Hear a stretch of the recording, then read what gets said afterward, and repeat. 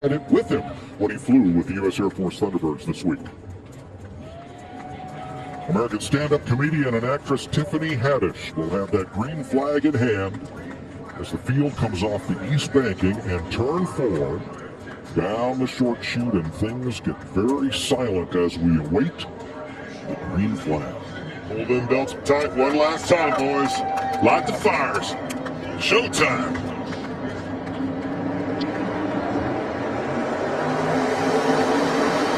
And the 65th Daytona 500 is underway.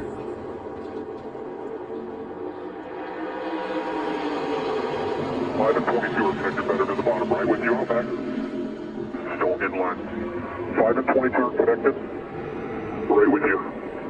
Right with you. Your run will come back. There's a 1 gap behind the 22. Their release down there is still half off of you.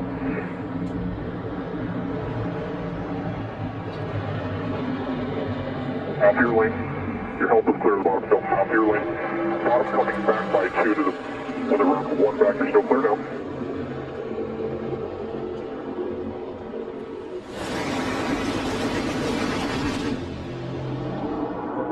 Alex Bowman spotter Kevin Hamlin doing air traffic control as they come to near 200 miles an hour, completing lap 1, led by Kyle Larson. You hear those spotters. That communication is so crucial to every move these drivers will make all day long. Tony, so many times, you were looking out of the different glass than most people think. That windshield, what's going on in the windshield, you kind of just glance out and see that. But what's in that back glass, out that rear view mirror, that's where all the juice is. And listening to that spotter, that is the guy that has given you all the information that you need to make your decisions as a driver inside that car. You can't see 2-3 rows behind. You can't see energy building up. So you have to rely on that spotter. That spotter is your best friend for 500 miles. Yeah, trust. And we've built that trust. Some of these guys have been with each other for years. Some of them, just like Jimmie Johnson, he worked with the same spotter Earl forever, his whole career. Different one this time. Got to have that trust. When he says clear, you got to trust it and do it now.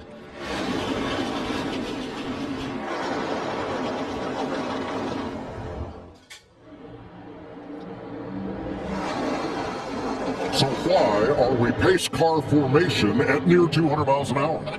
Because nobody can break free and nobody can get far enough out to really make a big maneuver at this point.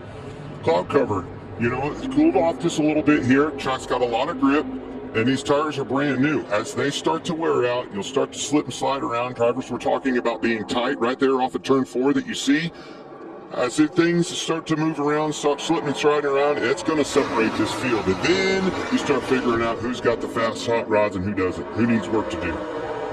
A driver might say, hey, I'm only 2 seconds back of the leader. And his crew chief would say, yes, but you're 36th. No different than a traffic jam in New York City.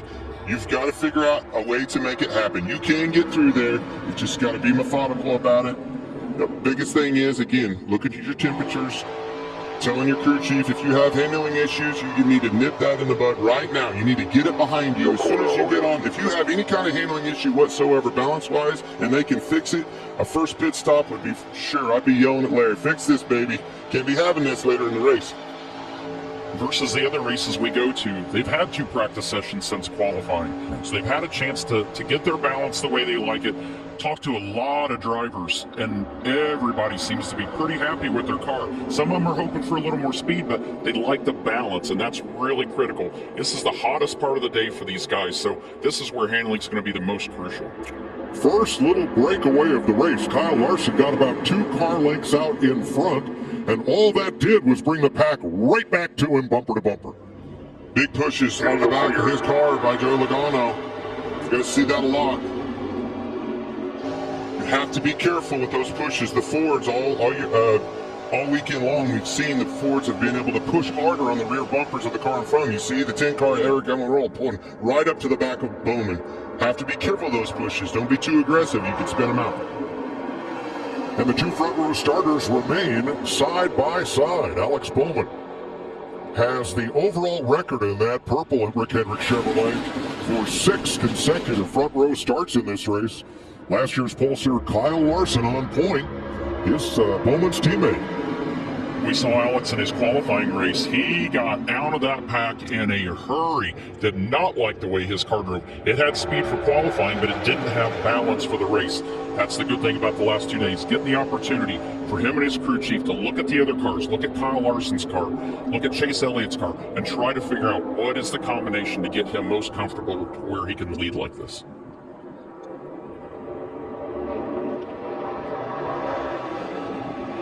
Talk to Kevin Harvick. Watch these cow flaps flip up on Joey Logano on the front. He said you're not doing a good enough job pushing if them cow flaps aren't. That's negative air pressure on there, pulls those cow flaps up.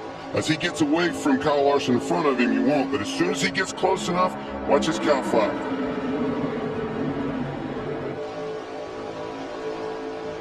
He needs to get closer to him. I'm trying to show He's the world. not there yet. There he is. Now watch this. See it starting to flip right there? That's that neutral pressure in the cow of that race car. There's some Joey Logano audio. Just so you know, the 5 lifted every time in the corner. It's like 60%, that 1/3 mark. Trying to keep us too wide, I think. It's good intel. It's got to save fuel too. You know, when you're running at the front of the pack and you're pulling this charge, you are wide open. You have to be. They'll run you over, right? But if you're back there mid-pack, Tony, you can just be 30, 40, 50% sometimes. Let's get an update on the pole sitter from Jamie. Well, Mike, you guys were talking about Alex Bowman. They did have a different direction than their teammates coming in. They wanted this pole. They focused only on qualifying. It wasn't until Friday they actually put it in race trim just to see what they have. I was told they practiced aggressively to make sure they had something good that they could lead with, that the car was balanced, it drove on, it was comfortable. Checked all those boxes, Mike. Good enough for now, absolutely. Okay, if you watch iRacing or if you play iRacing, you all run around Daytona 3 wide on the safety of your computer. Why isn't somebody going out, making the third lane, trying to make something happen? Well, you said it. There's no reset out here. That reset's in the infield care center with sunglasses in a UO cage checking your vitals. You don't have that in iRacing. This is a Very real good deal. point. And after the qualifying races, talking to a lot of the drivers, as soon as you get out, these cars have so much drag in them.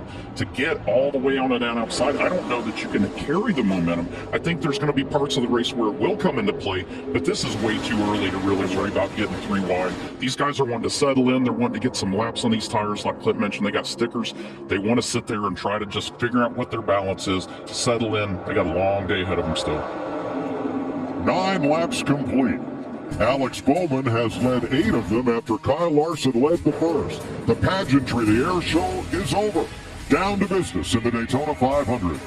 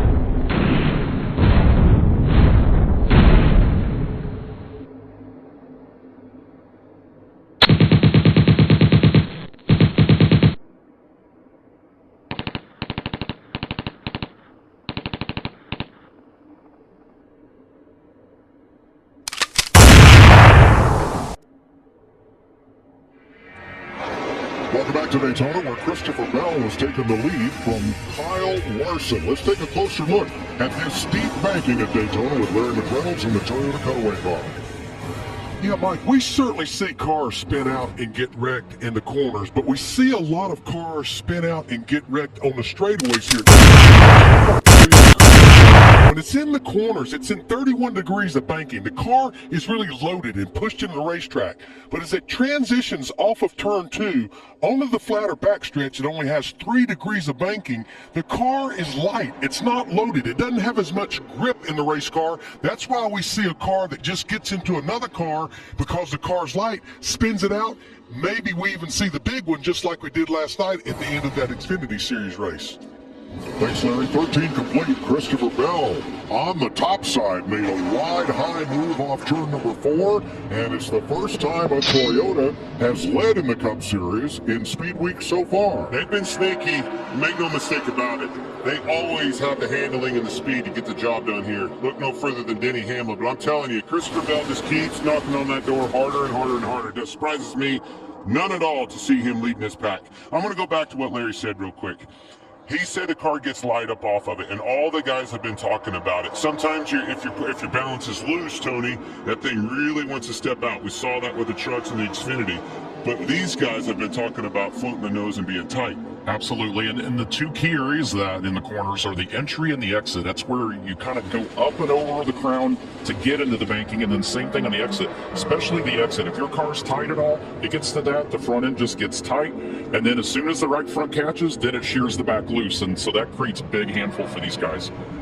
Well, 2 laps ago, Joey Logano's number 22 got a little impatient with Kyle Larson on the inside here.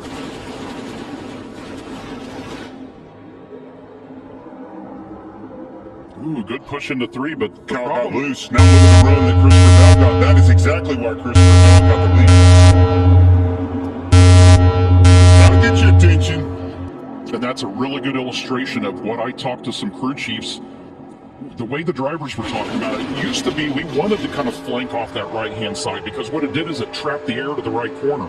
Now, because of the skew in the cars, and the bodies are already pointed to the outside, when they get pushing on that corner, it just leverages it around even more. So they really want to be centered up for that push or even a little bit to the left now. And Logano's reaction to that was...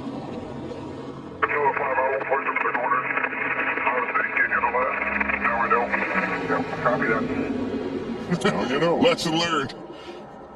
let's get an update on Kyle Larson. Yeah, and Father Kyle Larson has a car that, although they qualified up front, they've been working on that thing all week long to get it where they want it for drafting. And you see Joey Logano, as you guys just showed, keeps giving him those pushes. When they came over the radio, asked him, are you still good with the pushes you're getting from the 22? He simply said, yep, that was all. Yeah, guys, I've been watching the throttle on Kyle Larson in the 5. He is not really wide open at all anywhere around this racetrack. He keeps backing that car up to be able to get those pushes from the 22 car. Here is Larson's telemetry. Plenty of throttle, no hint of brake, as Christopher Bell from Norman, Oklahoma. Midget and sprint car star before coming to the Xfinity and up to the Cup Series with Joe Gibbs Racing.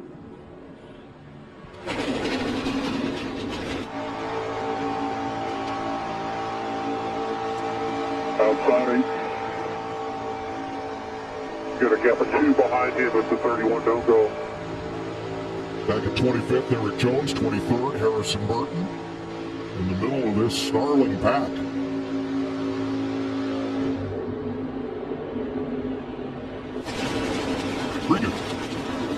Well, Mike, you've been talking about the 22 at Joey Logano. That race car ran a lot of practice the past 2 days. More practice than you would think for a car that won his duel. They weren't overly happy with the handling of it. Crew Chief Paul Rose said they made some significant changes to get it a little better to connect the corner for today. So far, that has worked out. Only in certain circumstances that race car gets loose on him. Otherwise, he's happy with it. Thanks, Regan. Bell continues out front of Alex Bowman. We welcome Guns N' Roses to the NASCAR jungle this weekend. They're on the 43 car, and they're going on tour this summer. Keep watching for more. Best looking hot rod on the track.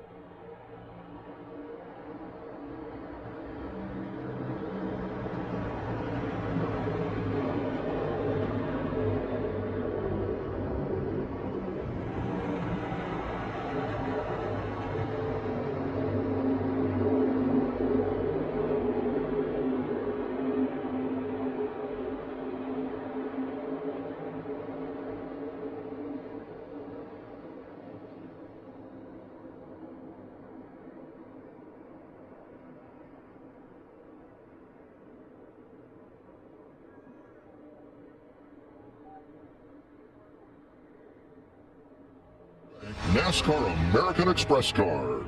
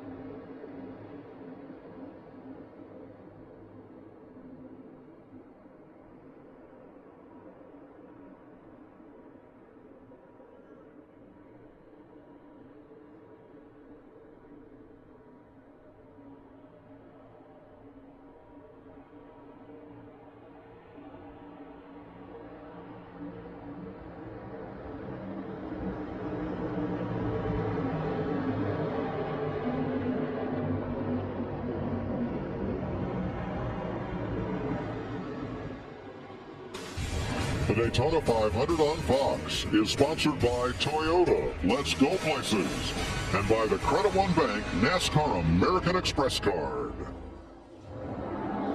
21 laps complete. Aerial coverage provided by Goodyear, powering the race from green to checkered flag and every mile in between. Goodyear, more driven. Kyle Larson leading Joey Logano and Christopher Bell, Chevy, Ford, Toyota in that order. Now, I got one for you. Biggest movers of the race, folks. No further than the 84 of Jimmy Johnson. I thought he'd learn and take his time with this. He's already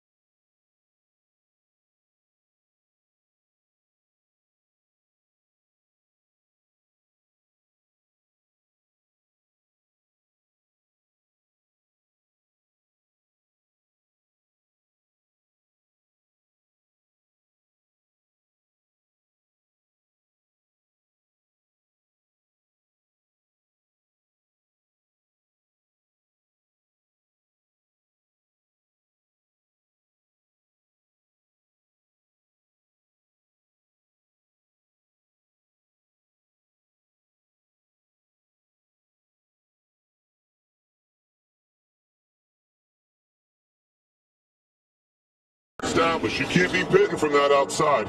Got to be on the bottom. Logano, Blaney behind him. At the 50, we lead a pit road down here. Now, Connor Daly has already made a pit stop, a little early for a scheduled gas stop as he comes off pit road without benefit of the draft. Todd Gilliland in the garage. And Christopher Bell out front. Kyle Larson and Christopher Bell have quite a history.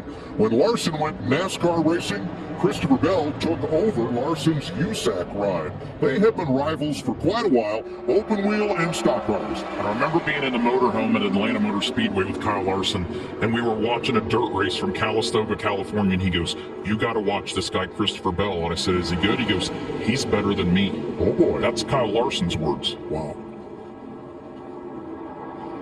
Corey LaJoie has come to second place. Outspoken young driver, third generation star. His dad was a modified star in New England, his granddad, his dad Randy, was a Busch Series champion a couple times over and now runs Safer Racer, helping short track racers have safer seating and driving environment. In fact, Corey himself welded up the seats for my son's first race car. And now here he is in the Cup Series, in the top 5, trying to win the Daytona 500. I'm seeing these Fords are waving. Them hands are waving. The Fords are coming, I'd say. Watch for all these Fords to try to find each other and peel off. What do the rest of them do? Remember, execution and no mistakes. That's a big key. The Fords fan out below the double yellow line. Logano, huge. Look at that. Past his teammate, Austin Cindric. Regan. It was all about positioning and getting himself where he needed to be to get out of the bottom for the pit stop. And Eric Almirola, that race car right now, just a little bit too tight and bottoming out. Josh? Well, the 6 of Brad Keselowski is saying he's got good speed in that car, just a little bit tight off of 4. Brian Blaney in the 12th. First pit stops of the year. Right sides right now, just a little bit tight on exit for Blaney. Good stop. 11 Fords all stopped in one group at lap 38.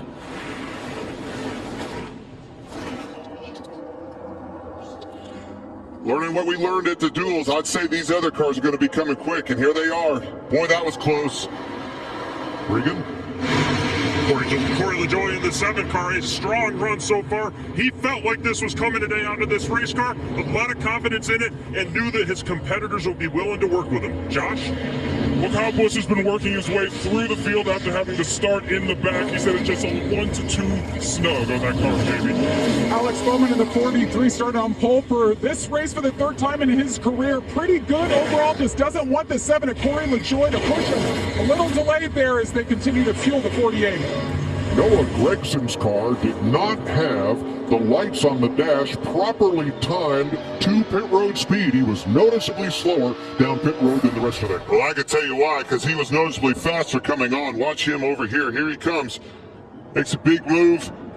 Cuts a couple of them off. Going extremely fast. Crash down the front straightaway, heading for pit road. Around goes the Rip Rear Racing number 15 of rookie Riley Herbst. Not a crash, just a spin, and we stay green because he gets safely to pit road. Still green, very important. Josh. And the 20 of Christopher Bell has led a lot of laps. He's been really happy with his car so far.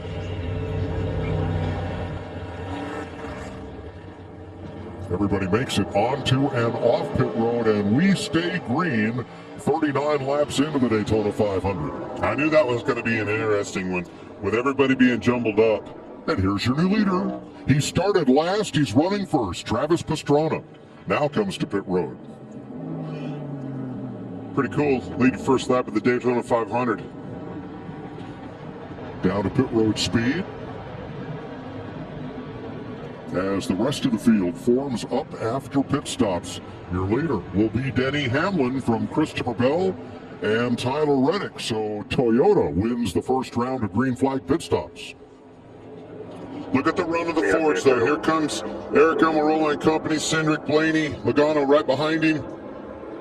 Jimmy pulled up to make a block, and here they come. Commitment line violation for Riley Herbst when he spun at the entrance of pit road, so they'll have to do a pass-through penalty. 40 Laps complete, 160 to go in the Daytona 500.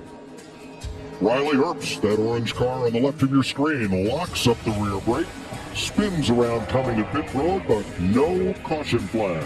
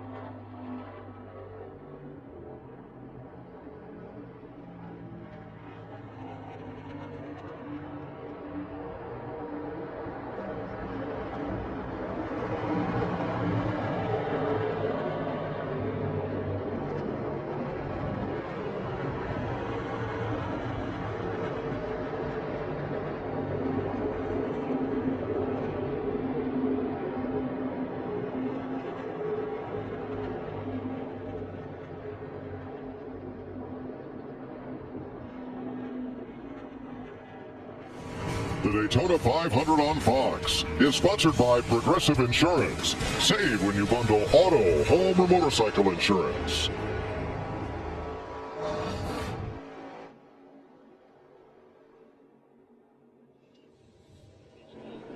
Grab an ice cold Coke Zero Sugar and cheer on your favorite member of the Coca-Cola racing family. You're watching NASCAR on Fox. 44 laps complete. That was Denny Hamlin, and let's get an update on the Coca-Cola Racing family. He is your leader. Newest family member Chase Elliott, 11th, Joey Logano, Daniel Suarez, Austin Dillon.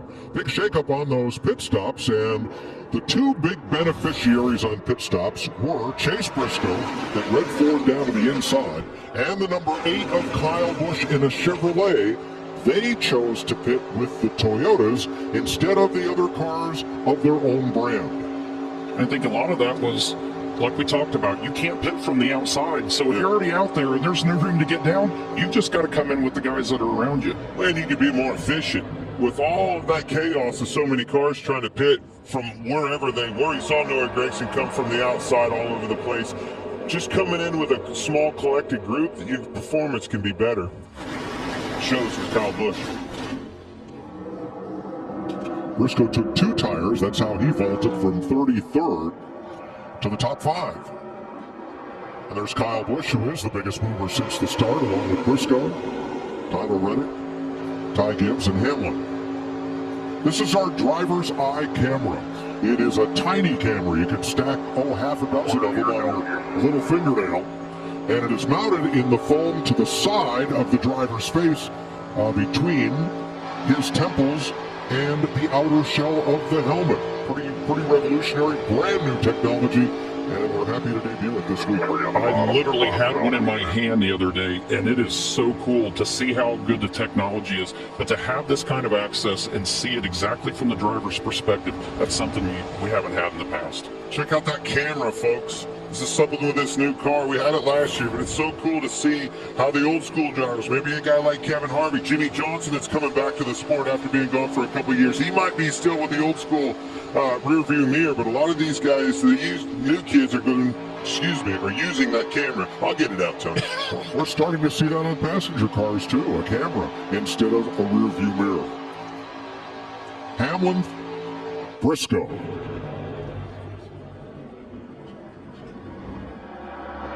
Travis Pastrana had to serve a penalty for driving through too many pit boxes on exit after his stop. Just a rookie mistake. 47 laps and 1 pit stop complete. Denny Hamlin, Chase Briscoe battle.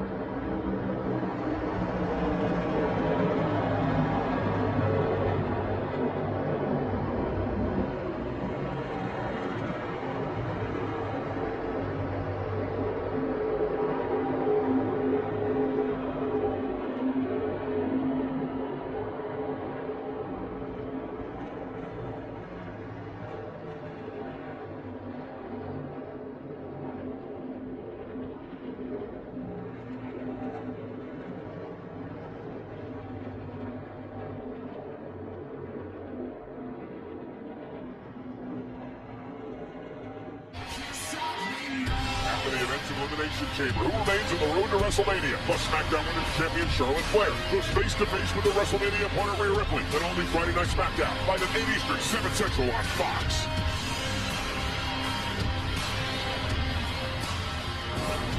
Charlotte Flair was an honorary race official here in Daytona today.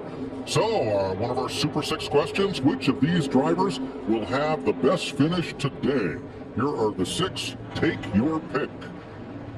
That's a tough pick, man. Daytona 500 winners. Brad Keselowski strong. Uh-oh, Bubba Wallace on pit road.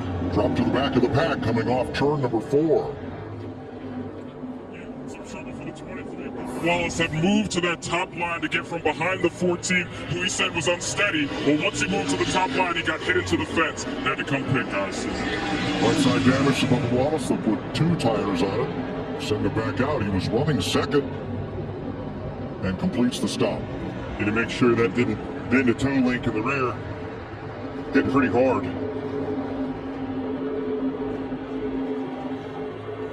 There it is. The bump for Norton Turned him right into the wall.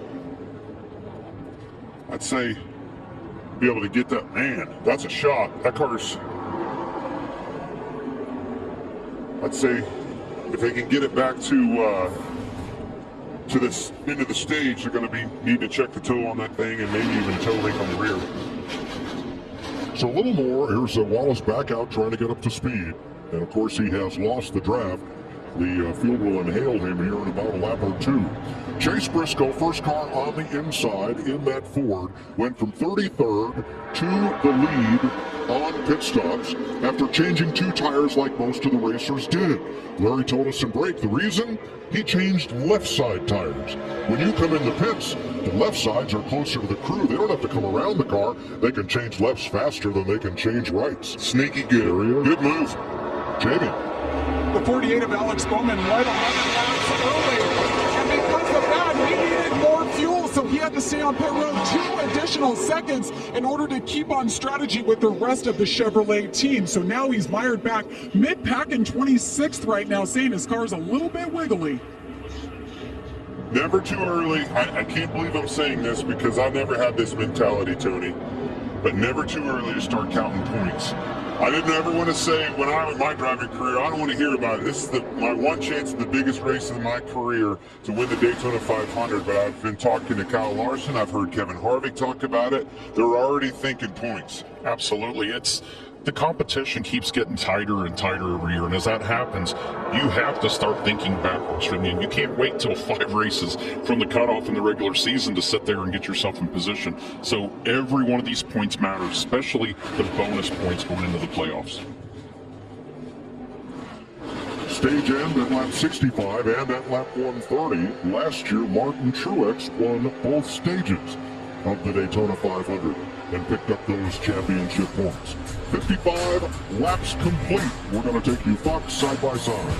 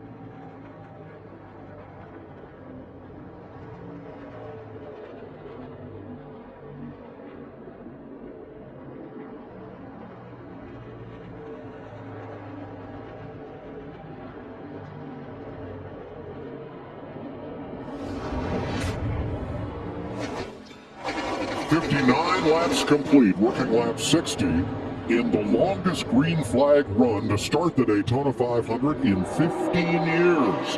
Toyota's out front after one set of green flag stops. Martin Truex Jr., Denny Hamlin, and rookie Ty Gibbs, last year's Xfinity champion. Out in front of the field, which encompasses 7 Toyotas, 15 Ford Mustangs, and 18 Chevy Camaros. You just never know about the sport. We've been down here, we've been through qualifying, we've been through the duels, we've watched all these races, Tony.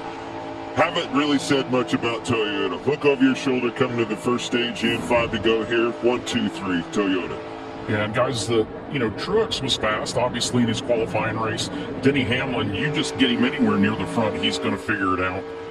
Ty Gibbs is getting a great education right now following Denny. That's probably the best position he could be in right now, is just to follow Denny and learn from him. Martin Truex, 3 top 10s in 18 Daytona 500s. In 2016, the driver filling up his rearview mirror, Denny Hamlin, won the race by 1/100th of a second, with Truex second. I think that doesn't keep you up late at night. Where's it going to come from, Tony? These Fords, you see them lined up. The 10, the 6, the 17, 4, 41 behind them, Preece. I think that's where the move's going to first come from, but Logano's already pulled out in the back. Somebody I'm concerned about right now is Christopher Bell in the 20 car. He was up front in that mix. He has fallen all the way back to 25th right now and has kind of got himself detached from that lead group. I see the opportunity coming with these lappers. They're going to be pulling up on 2-lap cars. When they start fanning out, boom, there's your chance. Hemric just moved Reddick out of the way. A lot of Fords lined up behind these 3 Toyotas. How do they capitalize on that? 3 laps to go to the end of the stage. They'll wave a green and white checkered flag. Harvick's not waiting. Slow, and there's pit stops. There goes Harvick. They're going to move up in front.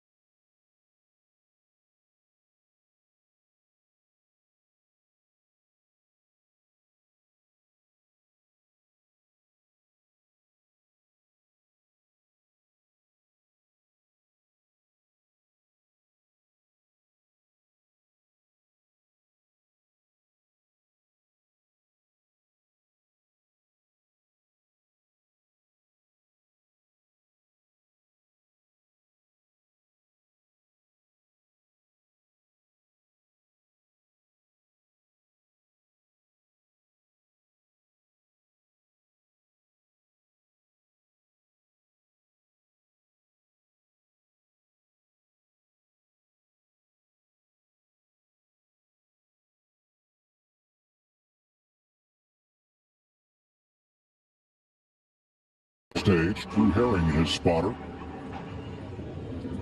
And pit road will be open this time. Brad Keselowski to lead them down. Now under green, 3 cars took fuel only, and we'll see how things change up here. Regan?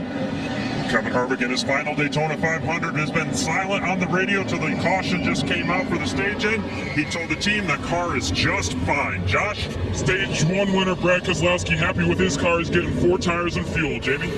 Brian Preece, the newest driver for Stewart Haas Racing in the 41. A little tight to start, a little loose. At the end of the run, they're going to make a small adjustment in 4 tires. Chris Buescher, brand new dad in the 17, a little loose. Overall, very good car. Slipped through the front of his box, had to back up. Going to be a long stop in the 17, Chris Buescher. Preece Lightning, Ryan Preece leads the field off pit road as we look at our race off pit road sponsored by Ram.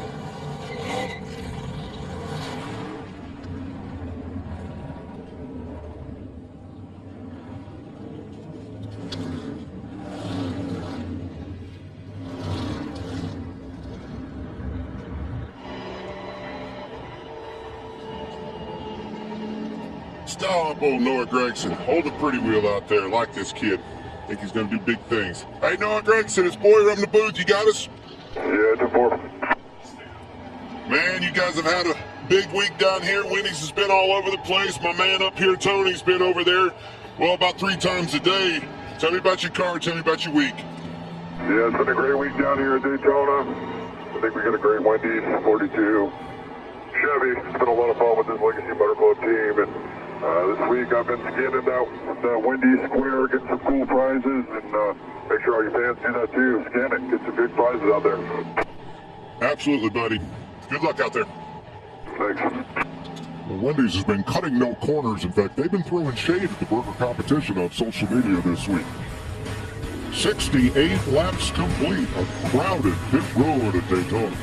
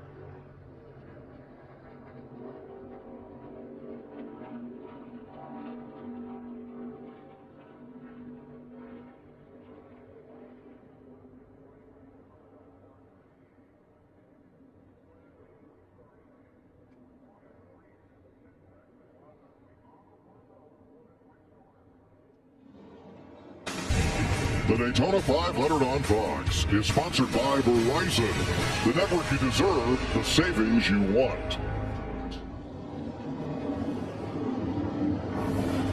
Already got some gestures out here, Tony. What do you think they are? That one looks aggressive. That one looks like it has all the fingers. I'm telling you, the 11 balls, I don't think he had all 5 fingers out the window. What do you think? Well, we were watching on pit exit after the pit stops there. It's a little congested right there, as you can see, and Denny unfortunately had to run Joey out a little bit. I don't know that Joey fully understood at the time how many cars were inside of Denny there that pushed him out. You didn't answer me. How many fingers? Josh?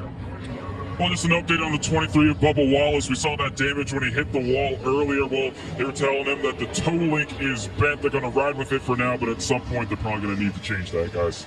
I figured that's that rear toe link. They'll scrub that tire really hard. Tire wear will be key to making it to the end of this stage. Have to be very careful with that. Open for a caution where they can get that changed. Now, we questioned A.J. Allmendinger's move coming to the flag, and indeed, he was battling Bubba Wallace to be the first car 1 lap down, and he did get the free pass, so Allmendinger is back on the lead lap after pit stops. Coming out of turn number 4, there's the Geico restart zone, when the race leader, the control car, which right now is the 41 of Ryan Preece, enters that zone, and it's marked by lines on the wall and the track and a cone in the fence.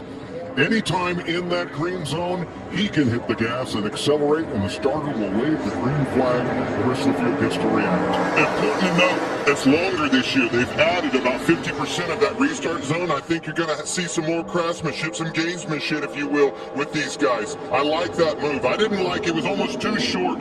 You would get in there, and when you took off, those guys would be rolling to you, and you would roll on past it. So that craftsmanship there, I like that gamesmanship. You got to be able to jump that guy. That needs to be the leader's advantage. It was added 25% on the front and added 25% on the back. So it does, and that's exactly what was happening, Clint. The guy that was the control car was holding a steady pace. The guys on the outside were rolling it because the zone was so short that they got really good at timing it. With a longer restart zone, makes it much more difficult for that outside car to time the restart.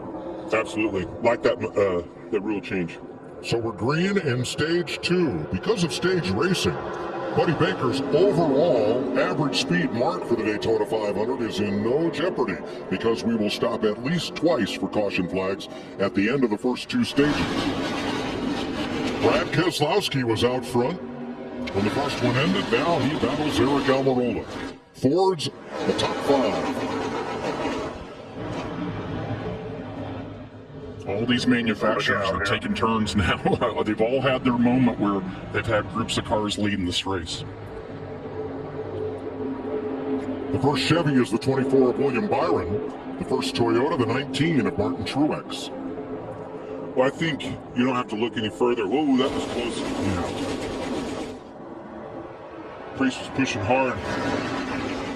Got him bottled up on the bottom, but you don't have to look any further than that first stage and what happened. Strength in numbers, we've been talking about that, right? Those 3 Toyotas were out front, then Ford's pounced on them. Attrition's still going to play a part in this. You hear Denny Hamlin talk about luck being a part of it. You're going to have a big one. How do those 3 cars outrun them? Well, you just wait and see. Get to the end of this thing. Put them Fords in a position where they come off of turn 4 and don't have a choice but to push you. There's too many on the outside.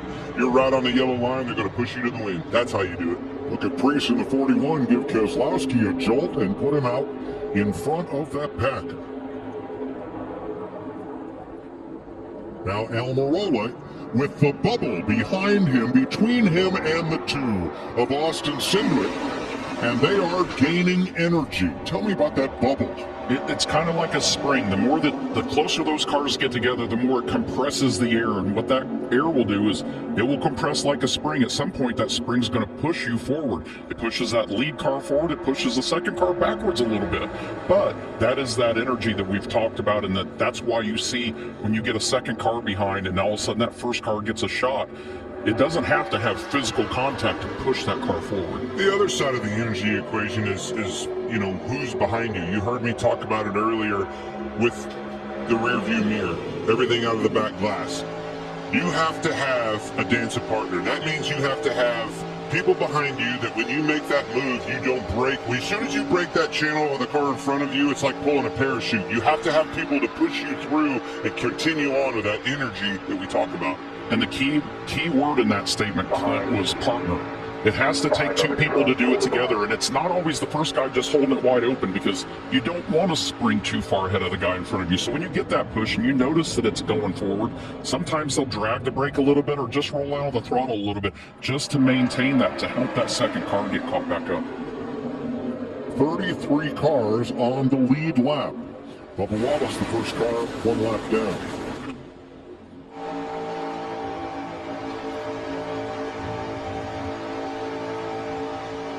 Two by two, 17 rows deep, with Brad Keselowski and Ryan Preece leading the Daytona 500 on Fox.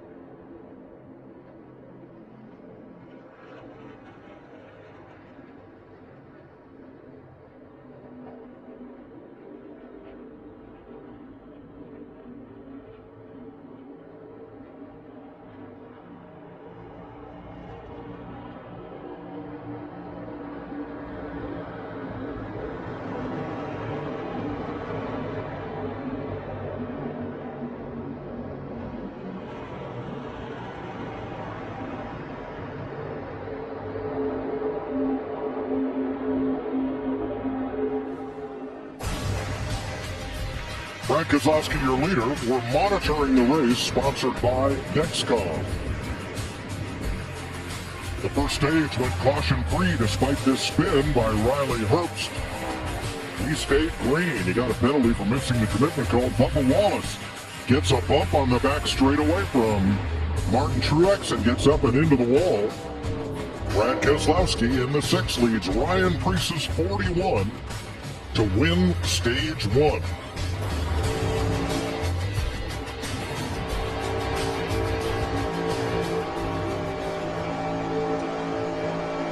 When you got an itch, you got to scratch it. You can't stop.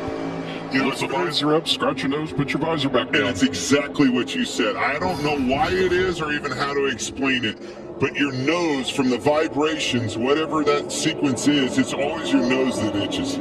It's the Hail Melon Man, Ross Chastain, in the Advent Health Cam in his number 1. Chase Briscoe, another one of our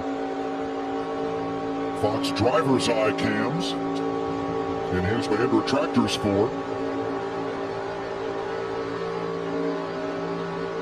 Almirola leading. Keselowski. Cindric on the outside with Almirola. Preece inside with Keselowski, and Kevin Harvick right in the mix, third car on the inside in honor of Harv's final season. Busch Light's giving away $50,000 toward one lucky fan's retirement, along with other big prizes. Follow @BuschBeer on Twitter and tweet #Busch401k and #sweepstakes during every lap that ends in a 4, like 2 laps from now, for your chance to win.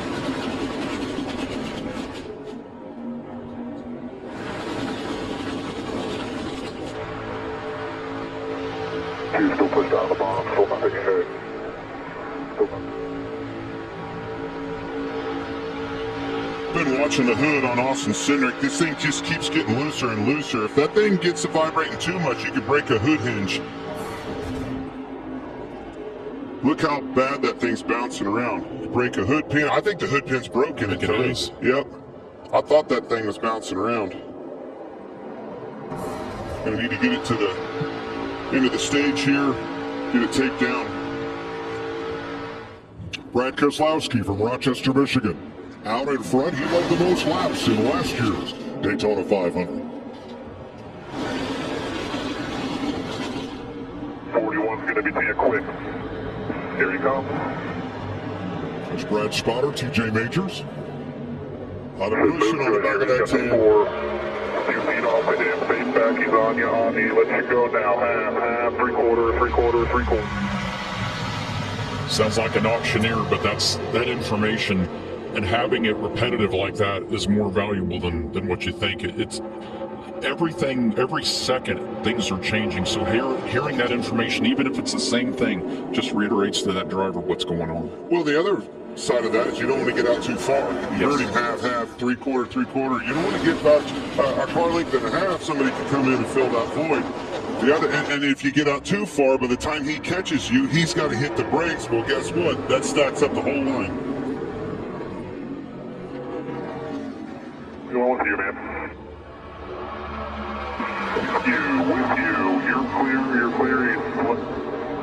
Both drivers leading these 2 lanes. Keselowski on the inside and the 10, Erik Jones on the outside, have each come within 1 mile of winning the Daytona 500.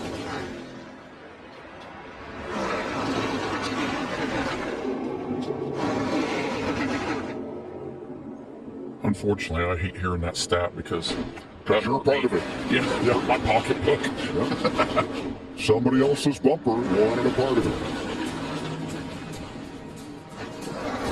85 laps complete. Michigan's Brad Keselowski out in front.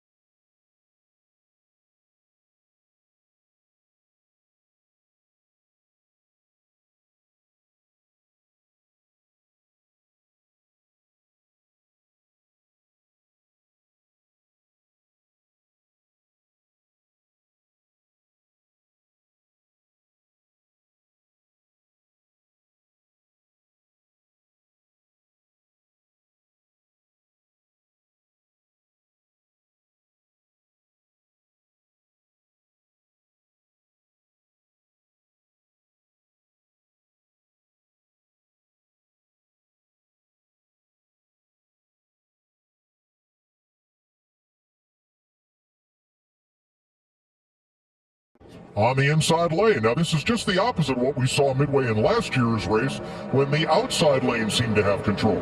Spot on. Let's go back to the stage before, the first stage. They started for him late in that outside line, and as they do, if he starts marching forward, you're going to see some of these boys starting to pull up, using that block, and beating them to that advantage. That outside line is going to get bigger as we get into the closing laps of this stage. Why do they push so hard for these stages? We all know that the big one's going to be a part of this. If you can get you, 7, 8, 9, 12, 15 stage points, and you get wrecked out, it doesn't hurt as bad. If you don't get any stage points because you was riding around Daytona 500, be there at the end, and then something happens and you don't get that either, you got yourself a big hole to dig out of. It takes months to do. I've argued with our guys numerous times of you want to sit there a lot of times and go for the end and get those points at the end, but it's never a guarantee. So if you can get those points in each stage, take them. You don't know what's going to happen the rest of the race, especially here at Daytona. Now, Martin Truex has been dropped to the bottom, leaving Kyle Busch to lead the outside lane. There is a graph of his day so far. See, Tyler Reddick in the monster car, and he pulled up. And he didn't pull up. That's that tied off of 4 that I'm talking about. In the wake of these cars, you get tied off of 4. A lot of them complained about that after the duels. Sure, help us out clear from the top. Getting lift. From the 5, so half from the 5. Trying to keep that nose pointed. And when he did, you saw the nose of Ricky Stenhouse close quickly. Reddick last year drove a Chevrolet for Richard Childress after winning the Xfinity Series championship. Moved up the Cup, had a great season, but Toyota came calling, 2311 Racing, signed him once Kurt Busch was no longer cleared to compete full-time, and so Reddick and Kyle Busch have essentially swapped rides for 2023. Well, I've been doing this long, Mike, but I've been doing it long enough that I think I can get close, and I'm a quick learner. They split that last stage in half, and I think they're going to do the same thing. That tells me it's going to be somewhere around 106. Still got a couple laps, but it's going to be soon. But while we wait for them to make pit stops, how about a NASCAR Daytona 500 Fox? Rank them up. On you. Back to the 4, on you. On you. Outside, I got a slow car at the top, about 10 rows up. You be bottom of 3 for 1 row.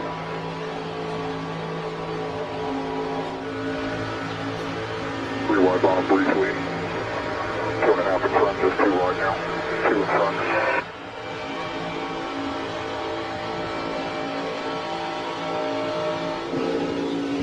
They're up, still inside.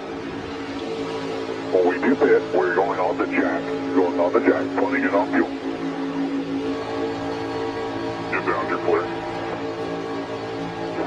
Working lap 104.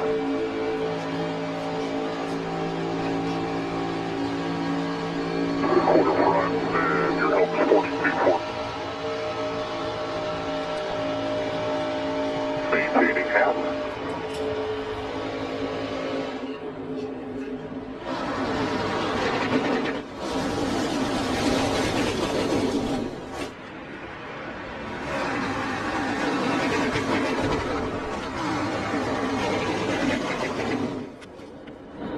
You're 10 slower that lap without him shoving you. 2 tenths slower, half back, he's clear by half. About the back.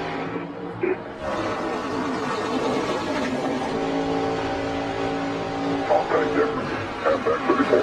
Push up front now.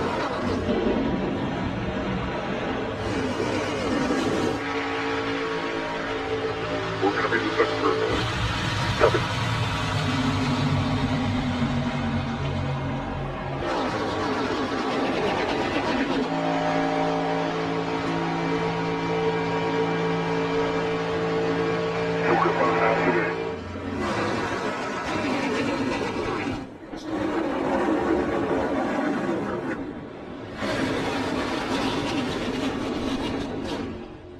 You heard at the tail end of that. We're going to be the second group. They're talking about it. I don't think we'll be long. Brad Keselowski. And the Fords hit the pit road the first time. And then it was the Chevys, then it was the Toyotas. Keselowski, Xfinity champ in 2010. Cup champion in 2012, acquired an equity stake from Jack Roush and Fenway Sports Group, and this team last year started a rebuild. He continues.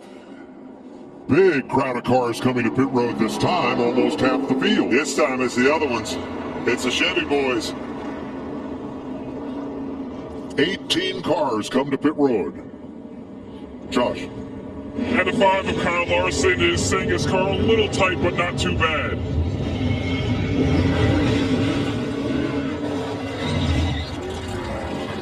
Fuel only for most of these teams. Jamie? And Todd Gordon with the call for Jimmy Johnson in the 84. He's been pretty happy with the car. Just a little free early on, but a good stop. Roll 7 time. So, second round of green flag pit stops. 18 cars, most of them Chevys, in that time, and they get away before the leaders can get close enough to sniff a draft off those cars, and Kyle Busch is too fast exiting his pit. He'll have to do a pass-through penalty under green.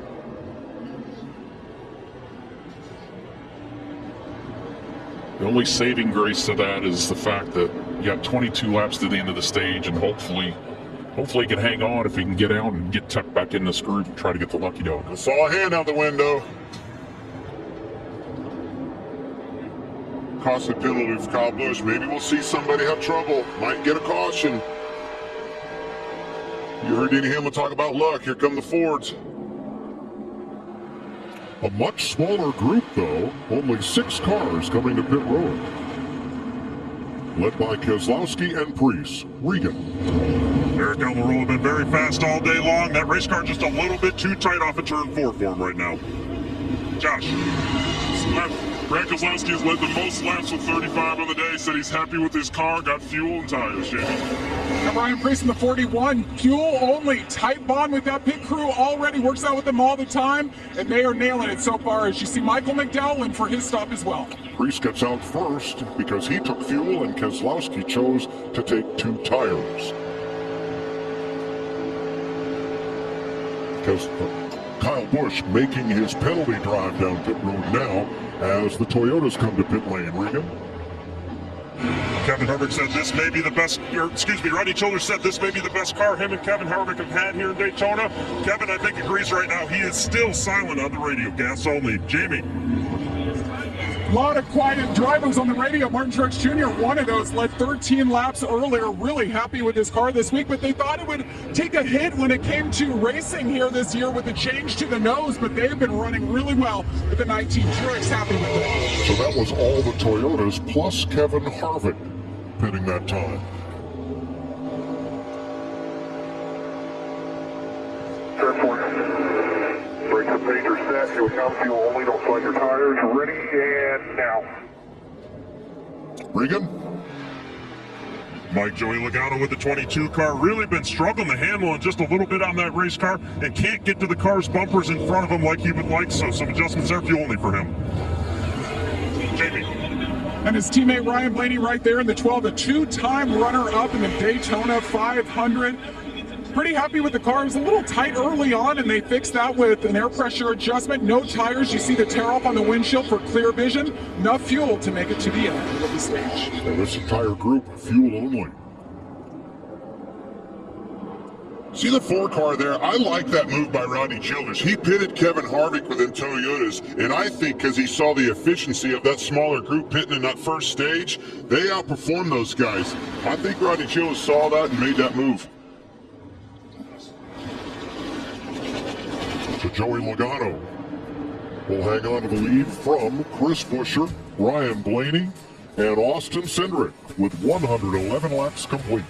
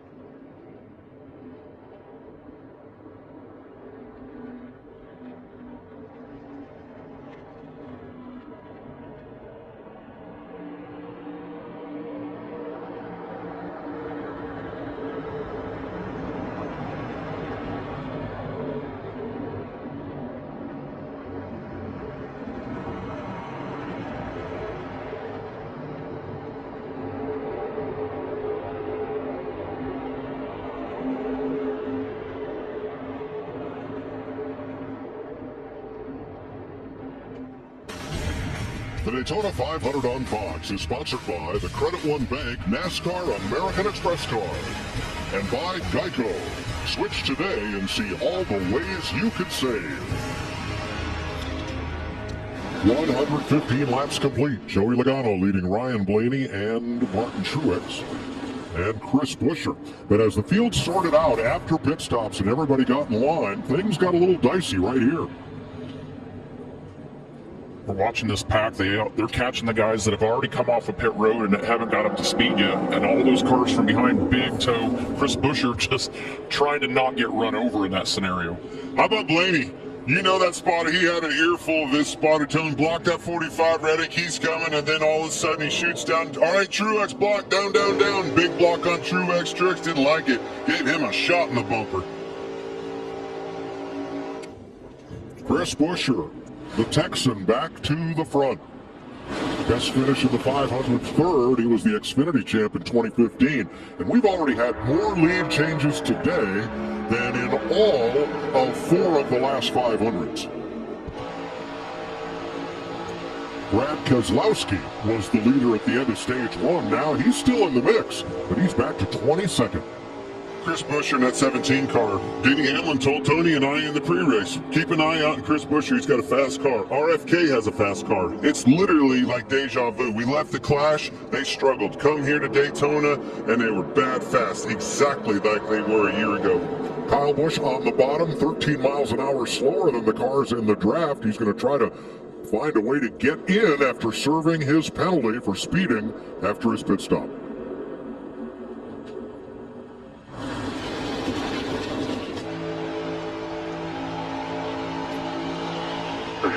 83 laps to go in the Daytona 500 as we take you Fox side by side.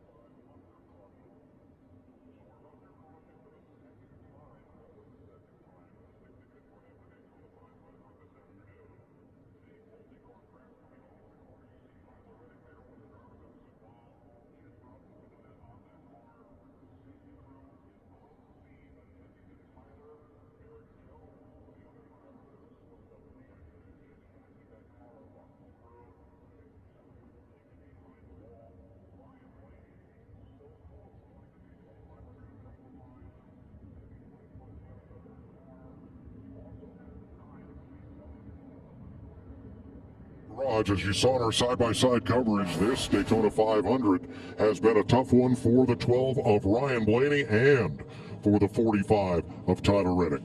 But where we need to watch is this 45 car and the 4 car on the outside. A little bit of gap here. Kevin closes in, contact with the 45. That's what also catches the 12. And then it's on. It didn't take much. It looked like Tyler was having trouble holding on to it. And as soon as that Ford got back to his bumper in the corner, it just unfortunately turned him right into the 12. Let's listen to Harvick here. In the wrong part of the corner there. I don't know if I actually even touched it, but it just came out from underneath it. Man, did you see how close Chastain was to that? Erik Jones, Chase Elliott, Daniel Suarez are all collateral damage. Suarez hit the outside pretty hard. 9.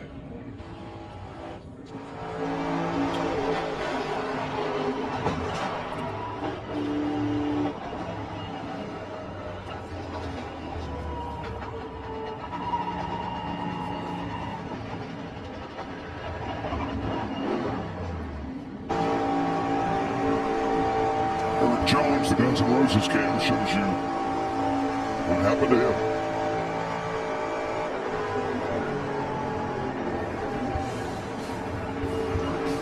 So much my favorite paint scheme. Welcome to the jungle. Got him.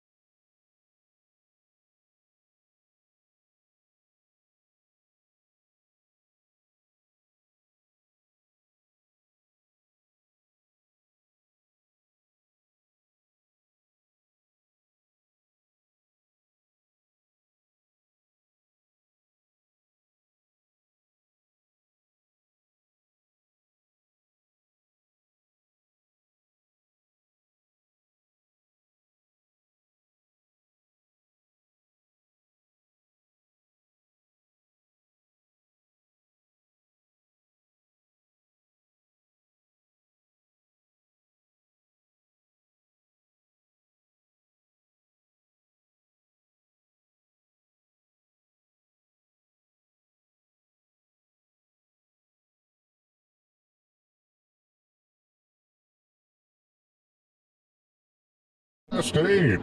Makes a block on the bottom, got out of that outside line, gave up the bumper of that Chevrolet. Alex Bowman. That's what I was talking about with 3 to go. I think it's any man's game. Nobody's really paired up. Gonna see. That spot will be telling him which line to go with, who has that energy that we were talking about. 2 laps to go in stage 2 right now. Even lines behind you.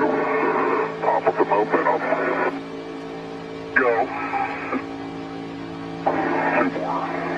Chastain spotter Brandon McReynolds calling the plays here. Moved up, slowed that outside line up, right down to the bottom. I think he wants to ride on that bottom. Here comes another run. Gonna have a decision to make.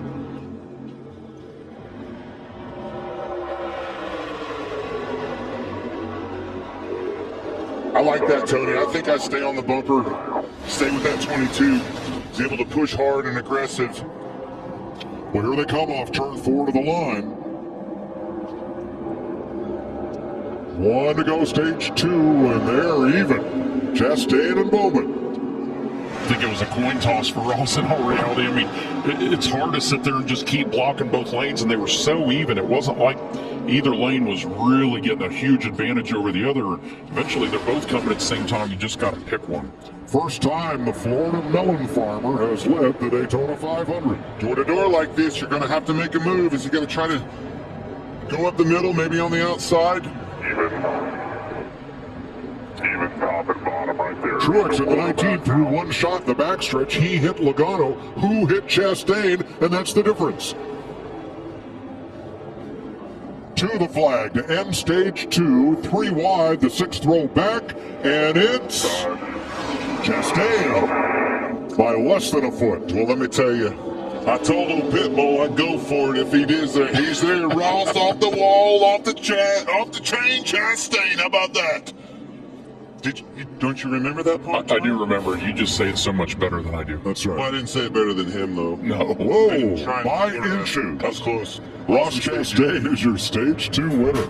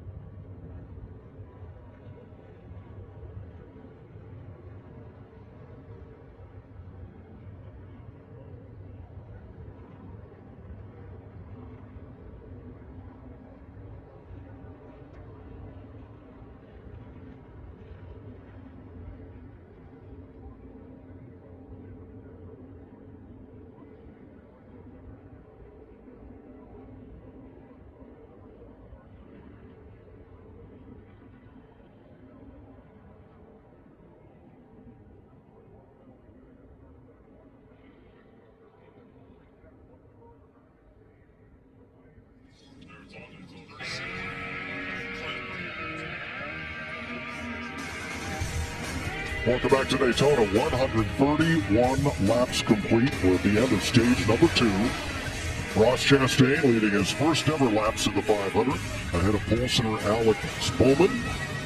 July Daytona race winner a few years back, Ricky Stenhouse. Cup champion Joey Logano, and last year's Daytona 500 winner Austin Cindric. Well, let's have a look at today's Credit One Bank ones to watch. Clip. Well, man, the stars are all out for the Daytona 500, and the stars are aligning for my man, Martin Truex Jr. Number 19 on the 19th, in his 19th start at this race. Martin Truex Jr. is my guy. Well, we're going with numbers. Zane Smith won the truck race last year. He won the truck race Friday night. Austin Hill won the Xfinity Series race last year. He won the Xfinity Series race yesterday. Austin Cindric, you see where I'm going? It's going to all line up. Hey guys, I feel like the Ford of Joey Logano has shown strength all day. He's been up front. He's been comfortable, hasn't had any issues. I feel like Joey Logano is the one to watch. Tony Kevin Harvick has been very good all day long. He's got 4 tires already, got to gain some track position back right here. He and crew chief Rodney Childers only have 1 box left to check. That's a Daytona 500. I feel good about what he's going to do in a little bit. Regan, I'm looking at the outliers, the drivers that are going to sneak up and surprise you. William Byron is driving a car whose number has won the Daytona 500 3 times. Hasn't led yet, hasn't run in the front yet, but wait till the end. And that's your Credit One Bank ones to watch.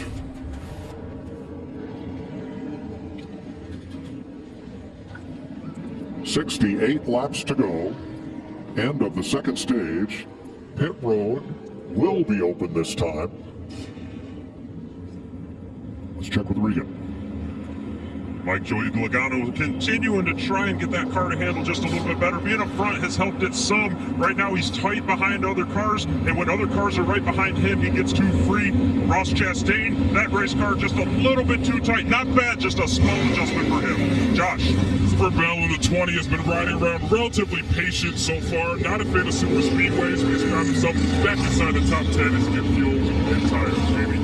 Alex Bowman in the 48 struggled getting into his box straight, but he nailed it that time. They made a chassis adjustment and air pressure adjustment on the last couple of stops. Didn't make much of adjustments, so no changes there. Got enough fuel and tires. Had a very close race off pit road sponsored by Ram. Eric Almirola picked up 12 positions, beating Chris Buescher to the line. William Byron +4, Kyle Larson +8.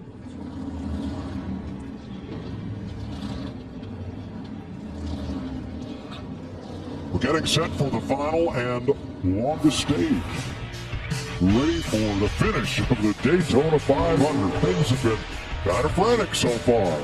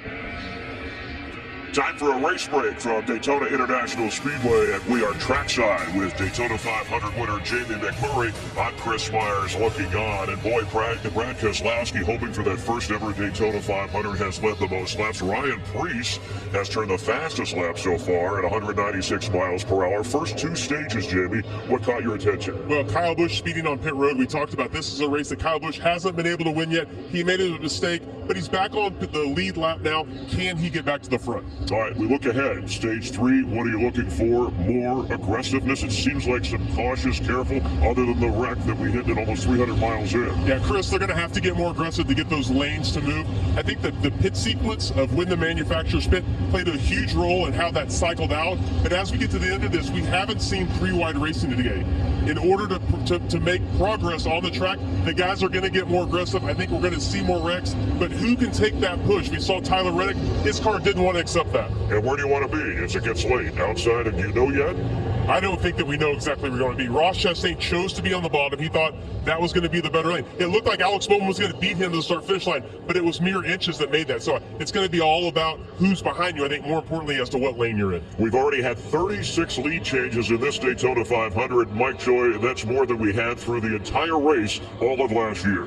Thanks, Chris. Yes, it's been a very competitive day here in Daytona. Now, competitive, Saturday Primetime Hoops is back with a massive game on Fox. 14th ranked Indiana collide with the 3rd ranked Boilermakers as Purdue looks to avenge an early season loss to the Hoosiers.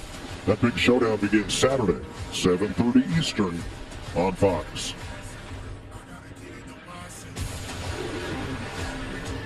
"65 laps to go. There's Kevin Harvick riding in 7th. In honor of his final season, Busch Light's giving away $50 grand toward unlucky fans' retirement and other huge prizes. Follow @BuschBeer on Twitter. Tweet #Busch401k and #sweepstakes during every lap that ends in 4 for your chance to win. 32 cars on the lead lap right now. Kyle Busch got the free pass at the end of stage 2. So there is Bubba Wallace, who did not pit. He stayed out. He is the leader as we come to the choose, where each driver gets to select which lane he wishes to restart in. You'll see a big orange V right there, and Bubba takes the outside.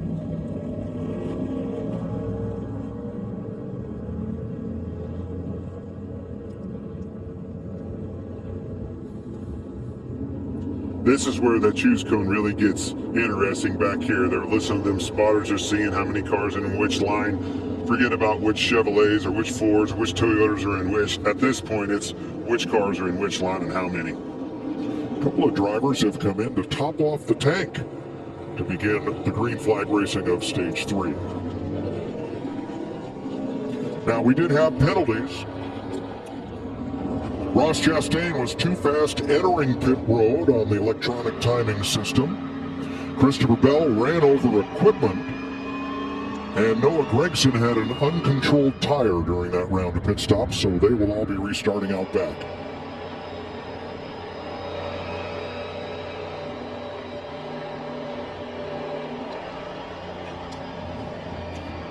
Now, Larry tells us Bubba Wallace changed 4 tires on the caution before, so those tires only had 6 or 7 green flag laps on them. Why stop? It's not going to matter. It's not like any of the other tracks where tire wear is a big issue. It's a great move to get him track position, and I can promise you, this is the point in the race where we're going to start seeing business picking up. Josh? Yep, but exactly what you guys said. That was a strategy play to stay out since they wanted to get that track position back. Remember, I mentioned before they had that rear toe link issue. They're going to keep riding around with it. It hasn't turned out to be a bigger problem. So the 23 riding good right now. And don't count out the Melon Man, even though he's got to start out back. His last win came at Talladega after a speeding penalty. Here is the Geico restart zone. The control car, which is Bubba Wallace, gets to choose where he hits the gas, and the starter will then wave the green flag. 25% longer at each end than it was last year. And we're back to green for stage 3.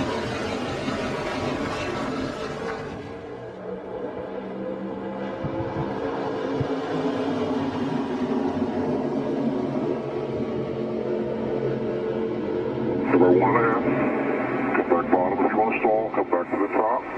So 2 back to the top. 1 back and have a shove up top. 1 back. Coming. With you now. You hear above the spot of Freddie Kraft telling him, coming on the outside, how far they're coming back. And you can tell by his voice whether he wants you to pull up and move that line, you know, and block that line or stay where he was. Obviously, he chose to move up and be on that outside. We'll see if it works out for them.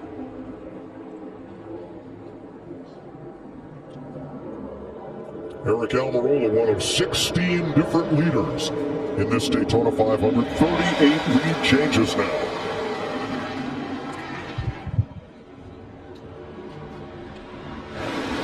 Ford has been out front for 69 laps. Chevrolet for 24. Toyota for 45.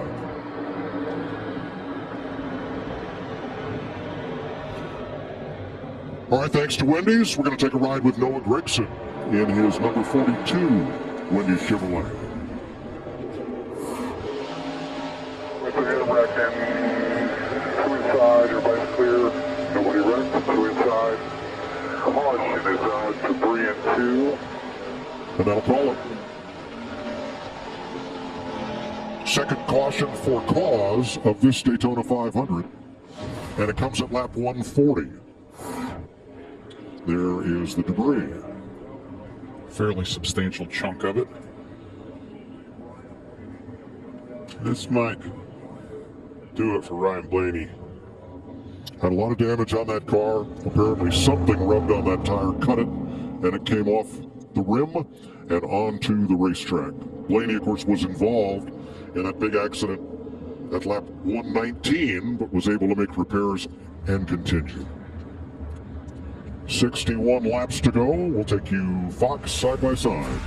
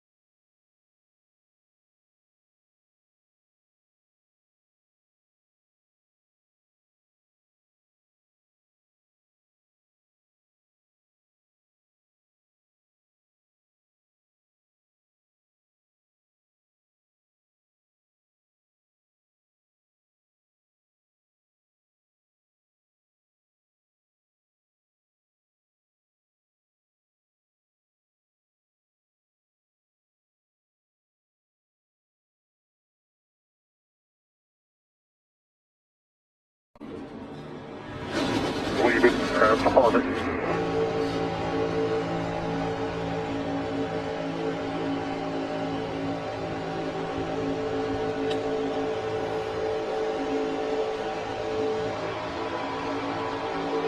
He'll pass out the back two in front of Kevin. Quarter in front. 17's going to stay top with the teammates at 6. Half in front, 2 by 2. 2 by 2.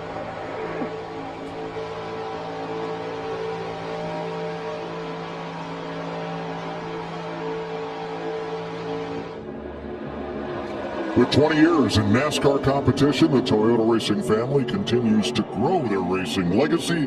Here's a closer look. Celebrating their 20th season in NASCAR competition, Toyota has earned 585 wins across NASCAR's top 3 series. From the introduction of the Tundra to the NASCAR Craftsman Truck Series in 2004 to 3 championships in the Cup Series, Toyota looks to add to their growing racing pedigree in 2023. Let's go places.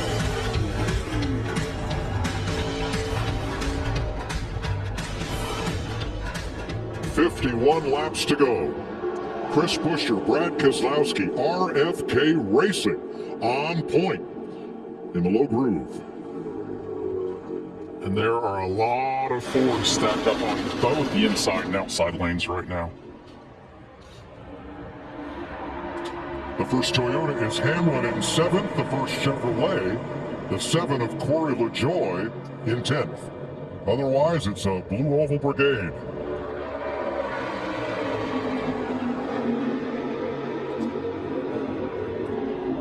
Boy, Preece giving the 2 of Hemric all he can handle, trying to send him forward and challenge that low line. That car is very, very light on its feet with the back. I'm telling you, hold on to it, Austin.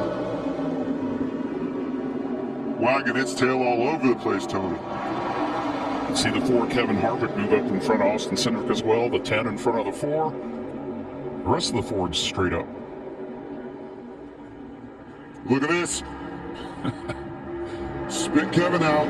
Austin turned right underneath of him. 34 going to come inside to be too wide with him. Just keep him tight. I didn't see that happen, and I don't think Kevin Harvick did either. I think he thought Cindric was going to go with him. Did not. Well, Tony, what have you long said? If you can move the guys you think will be hardest to beat, that's who you're going after. Yeah, and it's, you know, I know the manufacturers work really hard in pre-race meetings talking about taking care of each other, racing at the end, but you got to do what you have to do. I mean, you have to do and put yourself in scenarios that you think are ultimately, at the end of the day, going to benefit you, your race team, and your organization. All right, since we had a caution bust out when we were riding along with Noah Gragson, we're going to take another ride with him and his number 42 Wendy's Chevrolet.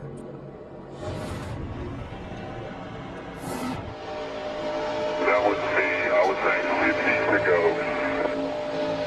Man, outside. Interference net check me some as he stands up to me. One off to the back. Half off to the back.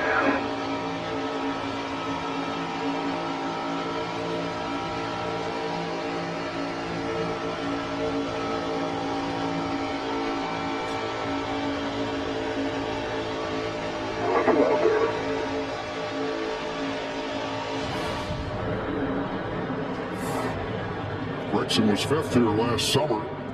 That voice was Earl Barbin, longtime spotter for Jimmy Johnson, as Jimmy was at Team Hemric, winning championships here in NASCAR. Well, that outside lane, they have fought their way up almost right to the front of the pack.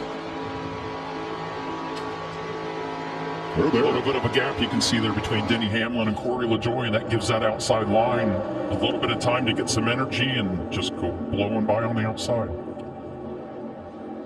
That RFK duo of Buescher and Keselowski working together, you're not going to see that 6-car get off his bumper until it's time. It's going to be hard to handle, but they're going to have to try to do these blocks together, choose which line they're going to move up in front of or down in front of. Harder to do with 2 cars. Just did it right there in front of the 11, stuck them up, then he about got turned by LaJoy. It's like I said, that's hard to do when you got two cars working. Remember Kevin Harvick, there on the outside, 3 wide. He was right up there with that front pack. Now he is back at 19th. And it's his final season, so Busch Light's giving away 50 grand to a lucky fan's retirement, along with other huge prizes. Follow @BuschBeer on Twitter, tweet #Busch401k and #sweepstakes during every lap like this one, every lap that ends in a 4, for your chance to win. Roll again. These guys are getting impatient, especially a guy like Stenhouse. You see right there in front of Kevin. It's easy to do, but you got to realize we still have a pit stop. There's still things that are going to shake this race up. Don't get greedy here. Be patient. Larry Mack? Yeah, Mike, Kyle Larson in that 5 is back there in the 15th position. Remember, Cliff Daniels told him when they topped off there with 60 to go, lap 140, that if they save fuel, they can make it. Well, we've run 12 laps since the restart, and I'm hard-pressed to find any time of any lap he's more than 60% throttle, so definitely saving fuel on that 5. Still 45 laps to go. Dare we try going Fox side by side one more time? We dare. 45 to go.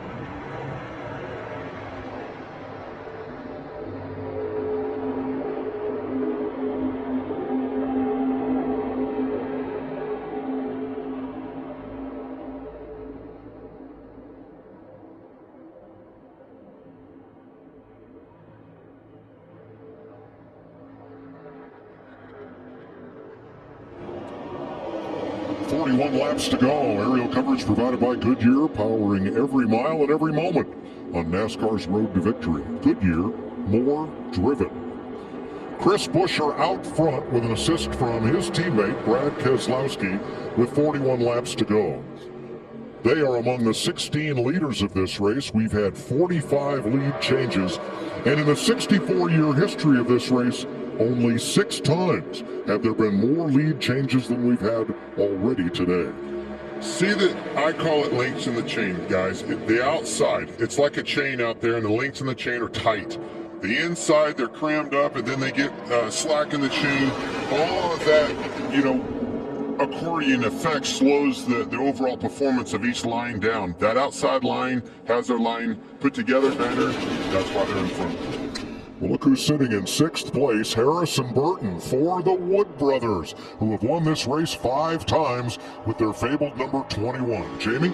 Yes, and the 22-year-old driver Harrison Burton, I talked to him about his first Daytona 500 last year, flipped over upside down. He said he's so much better prepared for today's race. He said it's all about situational awareness, knowing where to put my car at every given moment. Even when you're single file or under caution, you're thinking about those scenarios, and it's paying off right now. He's been running top 10, doing a nice job in 6th right now, baby. Maybe Erik Jones won his dual race the other night, and you would think just keep the car exactly like that. But crew chief Drew Bleckensdorfer told me they made significant changes to the balance of that car. They wanted more security for the race today. They felt like when it got down to the end, they needed just a little bit of that. Keep an eye on him as this race plays out, because of those changes may give him the ability to make a little bit more aggressive move when he needs to. And speaking of aggressive, crew chief Drew Bleckensdorfer also said that this is the most aggressive he has ever seen Aric Almirola as a driver. A ton of confidence in that 10 car. He has come within a mile of winning the Daytona 500. Got turned by Austin Dillon on the last lap. Daniel Suarez in purple on the left. Or maybe in purple in the seat after this. Well, he just doesn't have the pace to hold up Denny Hamlin like that, and Denny knows he has got to get around. They can't just keep letting that inside line fall further back. Yeah, you heard me talk about that chain as I described it, but Suarez is a big part of that problem too. It just didn't seem like that car has the speed that they needed. I think Denny thought they were holding him up, and he took care of that. Denny Hamlin always has a fast Toyota here. Only 4 drivers have led more laps in Daytona 500s than Denny Hamlin, and they are all in the Hall of Fame, all 4 of them. Petty, Earnhardt, Baker, Yarborough.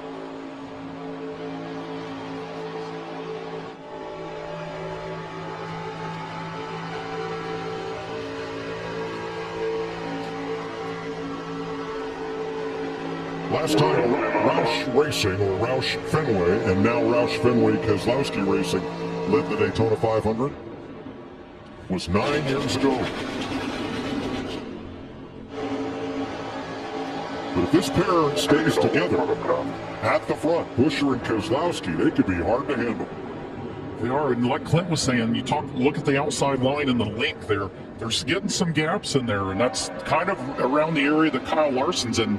Maybe running that part throttle is kind of breaking that outside lineup. I don't think they're trying to do it intentionally, but he's trying to not sit there and have to, anytime you accelerate with the throttle pedal, it's asking for more fuel than when you're just wide open. Well, the other problem that they have on that inside line is when you got 7 Fords in a row in line, they're not going to give up on one another. No. Josh Kyle Busch got a free pass to get back on the lead lap, finds himself right now in 17th. What's going on with the 8? Well, it's all about keeping an eye on the fuel for the 8 car of Kyle Busch. The last time in, they topped off the fuel, hoping that the next and hopefully final stop for them, they can have a shorter one, go through 1 can of fuel to get back out and get better track position for the final run, guys. 36 laps to go. And 1 pit stop between here and the checkered flag. Tight, passing them lappers as they come off the floor. Tires are starting to wear out.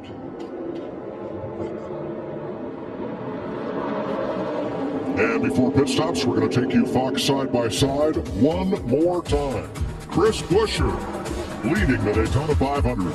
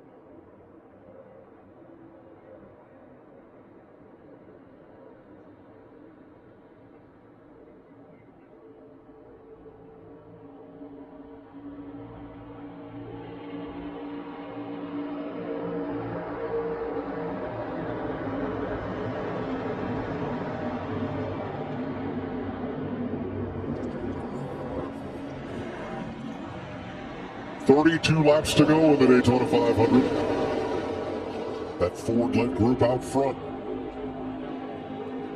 leading the field. And here are the winners of the Daytona Speed Weeks races last year and this. And note that all three of those champions trying for the Daytona 500 this year.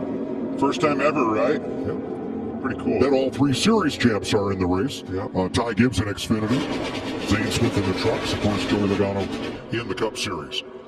Chris Buescher is the leader. There are 3.5 times as many people here today as live in his hometown of Prosper, Texas, as they cheer him on. And his teammate, Brad Keselowski, who came to RFK Racing from Team Penske, trying to rebuild what originally was Roush Racing.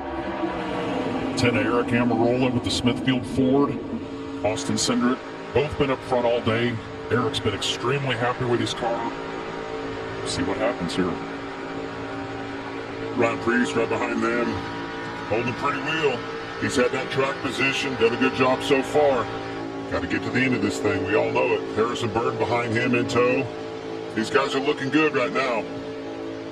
Micah McDowell may be just where he wants to be, in 7th place. Nobody kind of noticing his front row motorsports Ford kind of when he worked his way to the front in the closing laps of the Daytona 500 that he won 2 years ago.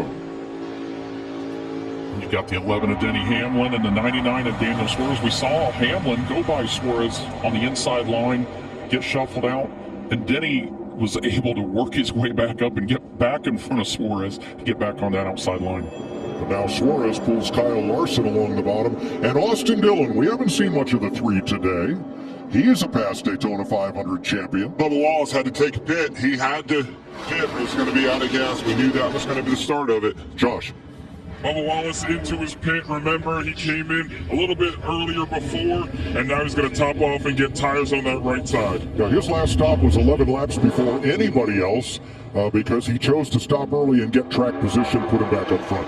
It's going to get interesting, guys. This is going to split this field really right in half. All these guys front runners, the reason they're moving to the bottom, they're looking to pit, and that window's coming quick. Won't be long. So 9 drivers will likely pit together because they have 38 laps on this load of fuel. And that will leave about 7 drivers who can go another 6, 7, 8 laps further. Yeah, it'll probably be, maybe tops another 10 after that. It'll depend on how they come out, what kind of lap times they're running, and we'll bring those guys in.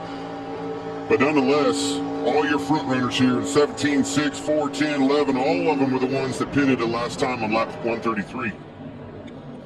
And this will be the money stop. Hit your marks. Make no mistakes. Watch your speed. Don't do anything fancy, just do everything right. I told Clint, I said, don't be surprised if this is where the last caution of the race could happen. Guys, knowing that they have to hit their marks and knowing that they got to get everything they can, but it always forces somebody to do a mistake. Kyle Busch fights his way back up into the top 10.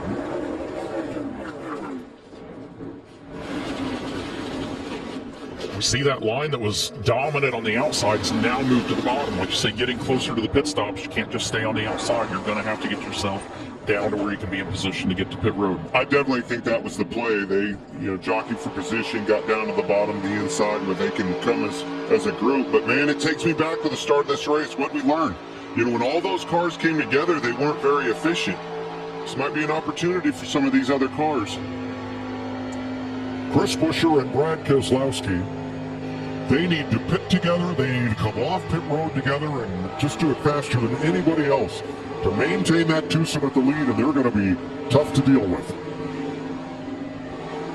That, however, is a tall order. That all have half a dozen to a dozen cars on pit road at once. Spot on, Mike, but that all goes out the window when you pit. If you pit with too big a group or you don't come out with the right amount of help when the time's right, I don't care how fast 2 cars are, that won't be enough. What's the magic number of cars in a draft for maximum speed? I don't know. Clint and I were talking about it. I think Clint actually, I think you should explain it. I think you're spot on your side. I think 5 to 8 cars is more efficient performance-wise, speed-wise, than 28 cars, believe it or not. When they try to move them around, especially coming on the pit road, I mean, we learned it, we saw it with the Toyotas. That's why you saw Rodney Childers and a few others make those adjustments. When those guys come in with only 4 or 5 cars in front of them, they didn't have to move around and stall and everything else coming out of their pit wall. They did their pit stops a lot more efficiently. It's just like a freight train. The longer the freight train, the more you hear the couplers clanging Here they come. as they go back and forth. There's those hands. 175 taking 172. This is a little bit earlier than I expected them to come. All right, let's see if the 17 and 6 teams are up on their game. Here they come. Regan. Mike, the call came to Eric Almirola when he was coming off turn 2 to pit this time. The directive from crew chief Drew Blitzerfer was to get all the way to the left, expect gas only.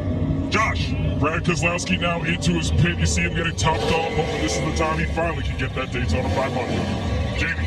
And his teammate Chris Buescher led 32 laps in this race already. They don't need anything. This car is good. It's fuel only for the 17. 9 cars came to pit road. At least 5 of them will leave in a draft together. I don't know if that was by design or not, but the 22 and the 14, they were stuck on the outside. They couldn't come with their Fords. Nope, Logano is still stuck way out there. And here come the Toyotas. Hamlin and Truex. Regan. Denny Hamlin in the 11 car, Mike. Basically, the directive has been to him to just keep the cars behind him attached a little bit better. His race car's good, but he's struggling to get the pushes he needs. Jamie. One of the best pit crews on pit road last year was the 18. Well, that's now gone to the 19. They're pitting the car. Not much to do there. Fuel only for Martin Truex Jr. The problem is, it's only a pair of cars coming off pit road, and they're going to have to work their way together. Look at the separation in Truex and everybody that just came out. A lot of separation. That's not going to be very efficient. They are sitting ducks right now. We're watching this foursome come down into turn 1 now. They've got all the momentum, and the gap between those 4 cars that just left pit road is enormous. Here come 5 more, led by McDowell, along with Harvick, Gibbs, Briscoe, and Bell. Nobody taking on tires. A timed stop for fuel. And then the go sign. Jamie. Michael McDowell in the Love's car, the number 34, won this race in 2021. He told his team on the radio, guys, we've got to nail this. No mistakes. It's fuel only. Make sure this goes well, and it does. Now those 5 cars come off pit road together. They'll have a chance to draft back up. And we'll see if Flick's theory holds. Big pack of cars off turn 4 and more peel off. This is a larger group. Truex, 9 cars. That's awesome. Regan. Daniel Suarez in the 99 had been working his way back towards the front after an unscheduled stop earlier today under yellow. Right now the car is just a little bit tight. Exit needs some help from pushers. Josh. Remember the 5 was considering pushing it on the fuel, change of plans, decided to come in and get topped off, Jamie. Bill Grigson in the 42, the Las Vegas driver. Pretty happy with his car. Second Daytona 500 for him, going for Rookie of the Year. Jimmy He's Johnson. going to come around the next time, Mike. Excuse me, Jimmy Johnson in that group overcoming a speeding penalty back at lap 119. That will leave only Harrison Burton out there among the cars that stopped at lap 133. Now some of those that last stopped at lap 140 coming to pit road along with Burton. Regan. The directive to Joe Logano is to stop on his sign. They need exactly 3.5 seconds of fuel is all.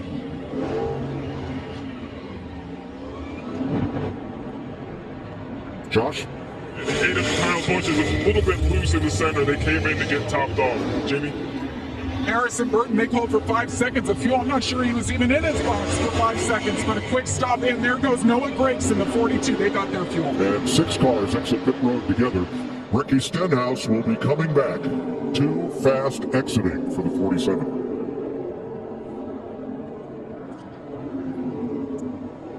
So now everyone has made what should be the final pit stop of the race with 20 laps to go. Larson, that 5 car, you heard Cliff Daniels talking about it. They did not have to take as much fuel as the rest of them, got out quicker. I think the advantage right here goes to the 5 car. that group right there, they're going to have to get up here and block. There's the original leaders, Keselowski, Buescher. Right ahead of them. The 4 cars on the left stopped later so they could take less fuel, and they're out in front of the Fords that were leading before green flag pit stops. Yes, sir. This 3-car duo in front of them, Logano and Byron. See if they're able to make quick time of them when they catch them. Oh, they're wrecking. big wreck.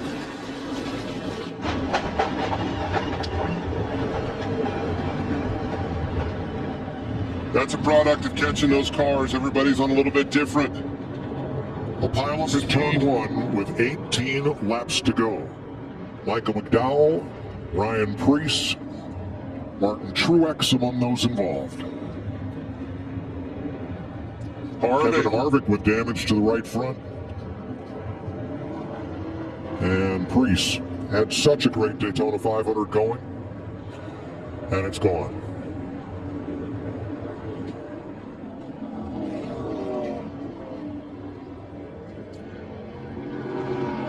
This will be the 5th caution flag of the day, 3 for cause plus the 2 stage breaks, and the 2nd multi-car pileup of this Daytona 500.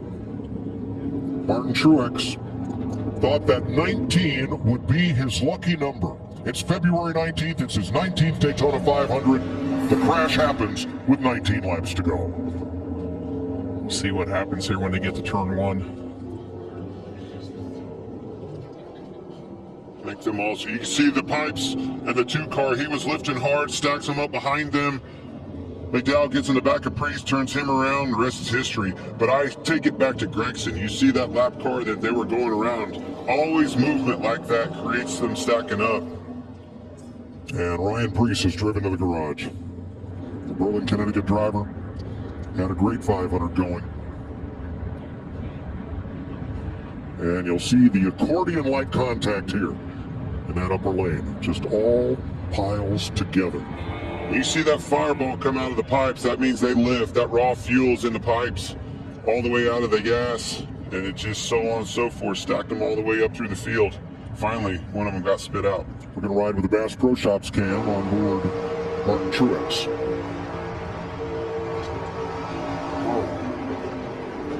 Boom. And Martin had no idea what was happening there. That happened so quick, there was no way he could react to that. Well, Johnny, one of them's out. Still got one left. Austin Dillon's still in this thing. Denny Hamlin's view. Look how fast that happens. Whoa. They all tried. No way you're going to avoid that. And Kevin Harvick in his final Daytona 500.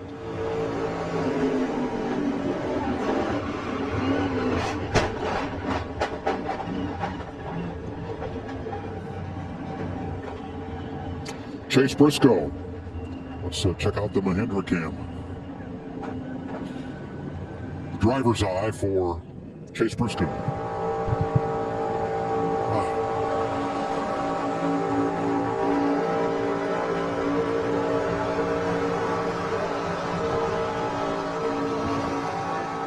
Tony, he hit everything but the lottery. Unfortunately, yes. Yep. Well, of those last 4 replays, 3 of those were your cars, all coming to grief. Yeah, thanks for One pointing that pile out. up here. I'm sorry. I'm not running a calculator. We try not golly. to point those things out. Had a bad day there, buddy. You're not out of it. No, and that's unfortunately we knew that this green flag sequence of pit stops could do this. Yep. I mean, everybody that's come out ahead of these packs that are coming, they have to do what they have to do to protect. Unfortunately, it just gets that jam up like that, and it's beyond an accordion. It's a slam fest at that point. So end of the day for these guys, beyond devastation. This is the biggest one, the biggest race of the year. But who's the advantage go to? Harrison, Burton, Logano, Byron, Busch, Kyle Larson up front. Who hurt him? Keselowski, Buescher, Cindric, Almirola, those guys in the back, they were trying to catch those guys. One more lap, I think roles would have been reversed. Unfortunately, caution came out. And Harrison Burton is the race leader, Jamie. And it's interesting, Mike, because he wanted to pit with the fours, but he was up on top of the track. He couldn't get down, so they came in and pitted, just took fuel. But Brian Wilson, his crew chief, just told him on the radio, at this point, we are 1 to 2 laps short. I need you to save everything you got. The Wood brothers last went to victory lane in the Daytona 500 with Trevor Bayne in 2011. Only Bayne's second Cup race.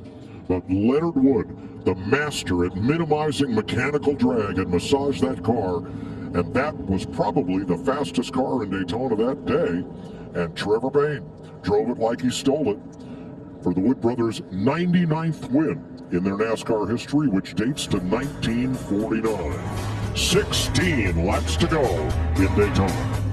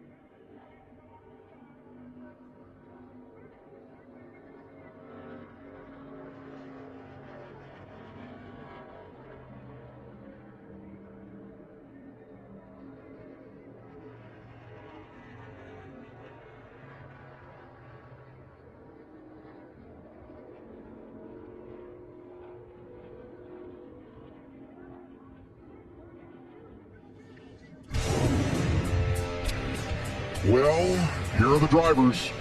Great ones, Hall of Famers, who have not scored the Daytona 500.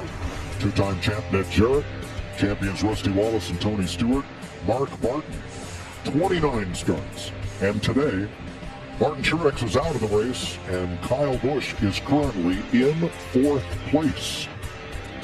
The Harley J. Earl Trophy, named for the longtime General Motors chief stylist. That's the Firebird 1 atop the trophy that Bill Francis promoted to presented to every Daytona 500 winner. Let's get out of the desk and Chris Myers and Jamie McMurray. Thank you, Mike. It's the race the driver's got to have on his resume, and you do have that. Right now, Jamie McMurray, who's in the best position to win? Well, we talked about Kyle Busch earlier in the race, had the pit road speeding penalty, got a lap down, he got the lap back. He is in 4th place right now. The second Chevy in line, I think he's in a really good position. And Fords have been difficult, and they've worked well together. Well, they have. We've seen Brad and his teammate Chris Buescher be able to work together. But Chris, what's coming up right now, we're going to have this restart. The importance of the restart. Yeah, the restart's going to be more important than ever. And last year, we did not have the choose rule at this type track at Daytona and Talladega. We have that this year. We have 2 Fords in the first 2 positions, 7 Chevys lined up behind that, and then you have to go all the way back to Brad Keselowski in 10th. This is going to be the most important restart, if it's the last one, of the entire race. And what do you base the decision on? Well, it's going to be about being with a teammate or being with your manufacturer. And we talked about that's going to come into play until the very end, and it's the Daytona 500. I don't care if it's my teammate the last couple laps. I'm going for the win. Denny Hamlin said, who can you trust at this point? Whatever driver is in that spot, he hopes he can trust them to get the help. 13 last lap passes, Mike, have decided the Daytona 500 in history. We've gone to 11 overtimes before it's been decided. Looking forward to the finish here.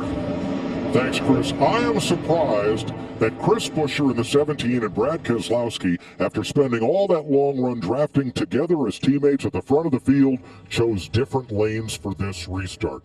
They'll have to find each other. Regan.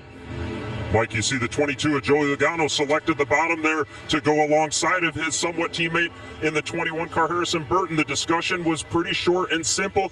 Our best chance to win is to go to the bottom. Now that we're getting to the end, the pay window is open. We're seeing these guys do whatever is best for them no matter what. Thanks, Regan.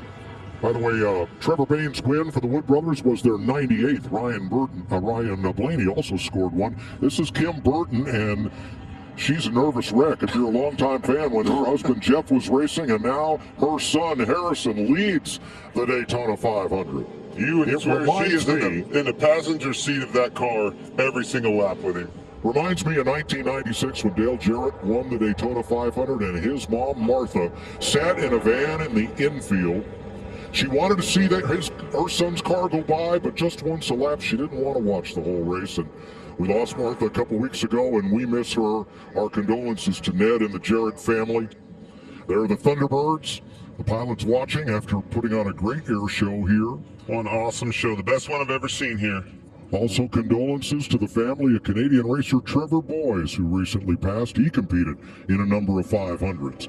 To settle it, on the lead lap, 11 Fords, 13 Chevys, and 6 Toyotas. Here we go. Oh no, Harrison has got to try to get down. Is Logano going to let him? Logano got a pretty good start with him. They were door to door. He does not get down in front of his Ford teammate, Logano. No. Push it in half. Push it in half. I don't necessarily think that was by design. I think he was trying to get a jump on Logano and get down in front of him. Did not accomplish that. In a Wood Brothers owned car, prepared at the Team Penske shops. So you could pretty much call that a 4-car Penske group, but not operating as teammates right here. Too close to the finish. Your friends are where you find them. Well, it's like Joey Logano said. He's friends with him in the bus lot. Once he gets that helmet on, not a friend anymore. And Kyle was wanting to go to that outside. He was looking for Austin Dillon to make a move. They're stacking up on the bottom. Byron missed the block on the outside with Burton. And he's going to get shuffled. He sure is. William Byron there like a hot dog getting slid out of the bun. And here we go. A.J. Allmendinger. From a lap down to the lead. Joey Logano almost got turned and saved it. He and Burton had contact. It's time, 12 to go. The Daytona 500's on the line. Get them on their feet. Joey Logano did not like that. Harrison Burton completely sideways, huge save. And he put Kyle Busch in the wall, not intentionally, just ran out of room there. That was a hard shot by Kyle Busch. And who's coming back to the front? Keselowski and Chris Buescher on the high side together. Don't look now, some guy that's won 7 championships sneaking into this mix as well. Smoke flying off the door of the 6 car off the Suarez. That's exactly what Keselowski wanted. His teammate Buescher on his bumper, rolls reversed. Did not take them long to find the front. And fourth on the inside, not Smoke Johnson, that's Jimmy Johnson. 7-time champ, 2-time Daytona 500 winner in the 84, part-time schedule, back in NASCAR, and right there in the mix as they come to 10 to go. Colin Racing, A.J. Allmendinger in the front of this thing. Got got good company. Somebody's going to have to go through those RFK cars to win this race. Very, very strong. And he's an outlier. You see Allmendinger, you can expect the unexpected from him. Chevy's on the inside. Allmendinger, Larson, Suarez. Hey, all race long we've been talking about the strength in numbers, those Fords. Now look, now they're the odd man out. Only 2 of them up front. Chevy stacked up behind them. That's why you never know who's going to win this race. But they're 2 teammates, and they've drafted together all day, and right behind them, remember Kyle Busch told Tom Rinaldi this morning, boy, it's not if I win the Daytona 500, it's when. And it's a pair of teammates and a pair of teammates. Was not a good lap for A.J. Allmendinger. Got shuffled out on the inside. Left him out. Went straight to the back. 2 Fords, 4 Chevys. A Ford, a Chevy, a Ford, and the first Toyota is Bell in 10th. In line, 8's pushing the 17. He's right on, came off of Preece, clear by 1. So hard to win this race. Everything has to go right. We've been talking about that all day long. 3 of the last 6 racers. The leader at the white flag didn't win the race. Unbelievable. 4 out of 7 leaders of the white flag finished outside the top 10. You never know how this thing's going to shake out. I think this race could be in the hands of Austin Dillon in the 3. He has a Daytona 500 win. He recruited Kyle Busch to Richard Childress Racing. I think he's Busch's wingman to try to get these 2 Chevys past the 2 Fords for Busch to win the 500. I don't disagree at all. You ultimately, at the end of the day, in a perfect scenario, want your teammate with you. So this is a perfect scenario for both Kyle Busch and Austin Dillon. They want to work together to get old Pop that next Daytona 500 victory. Pop's liking what he sees. Pop is Richard Childress, Austin Dillon's granddad, who started this team back in 1969. Brought his Camaro here to run the Grand American race. To do it, they'll have to get past, they'll have to get past 2 of the Fords that have been among the fastest cars here all week. Brad Keselowski and Chris Buescher. He's longed to have a driver back behind his stable to have the likes of Dale Earnhardt, and he's found him in Kyle Busch.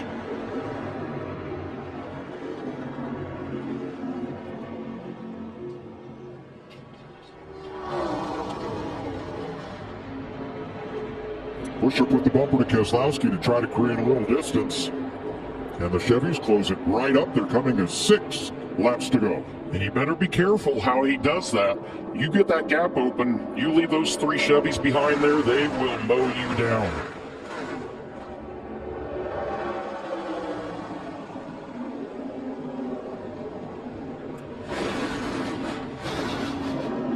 Single file, man, top 8 cars here. You have to wait. You have to be patient, Tony. You go too soon, it gives everybody behind you a chance to pounce on you. 29 cars in the lead lap. 9 cars in this lead pack. Then a gap back to Kyle Larson and Daniel Suarez. How do you work on this if you're Kyle Busch? You've got 2 cars to pass. How do you use those 2 teammates, those 2 allies behind you? You back them up? I think you have to. I think you have to get separated from those first 2 cars. It's going to take a lap to rebuild and regenerate that power and that momentum, but I think that's where your biggest shot is. Those 2 up front have had great speed. Brad Keselowski has an ace in his corner. TJ Majors is a veteran on super speedway racing on the spotter stand and calling the moves and where the energy is coming from.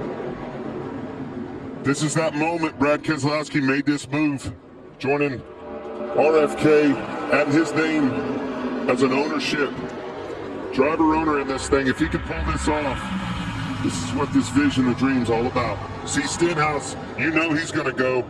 He's not going to want to wait around. Keselowski's best Daytona 500, 3rd. 4 to go. When do you make your move, Tony? I've been trying to figure that out for 3 laps now, bud. I'll be honest. I don't think Buescher makes the move. No, I didn't want He's to talk about racing with his boss. I wasn't talking about him. Right. No. We're talking about that 8 ball, and here he comes. They're moving back there. Outside Chris. Get Chris here. Get Chris here. They're hanging Chris here. He's 3 off you. 2 off you. 2 off. 3 Chevys to the outside with William Byron, the 2 Childress cars. The strength's going to be in numbers. Those Chevys going to go to the outside, but look at these Fords stack up behind where they go. Logano does not go with the Ford. Stays on the outside with the momentum. Did not see that coming. Neither did Brad Keselowski. And Keselowski goes from being the leader to 6th, just like that. But we saw how easy that was to do. There is still time for that same maneuver to happen again. Once, twice, maybe 3 times. Exactly. Back second lane, 3, 24. Then it's 1 off of the 24 to the 22 and the 6. Okay, this is a question, Tony. He said 3 of the last 6, the winner only led the last lap. If you're Kyle Busch, if you're Austin Dillon, when do you make that move? I've always said this. I think you have to lead at the white flag, because if that caution comes out, you're done. The race is over. Oh, Suarez around. Off turn 4, caution waves. Yourself, come straight to it, your right side. Well, that changes everything. Sure does. And that is not what Pop wanted to see right there. Nope. Okay. This is where the new rule, moving the choose cone, is really going to get interesting. You're going to stack up 2 teammates. You know where they're going to go. Right on each other's tail, bumper to bumper. What is William Byron in a Chevy, Logano in a Ford, Keselowski in a Ford, Stenhouse in a Chevy? It's a mixed bag behind them. Randall Burnett, crew chief and Richard Childress, team owner, had hoped to see their 2 cars come to the flag for a 1-2 finish, but now Daniel Suarez, there's the AMR safety team on the scene, and quickly they'll get that car removed.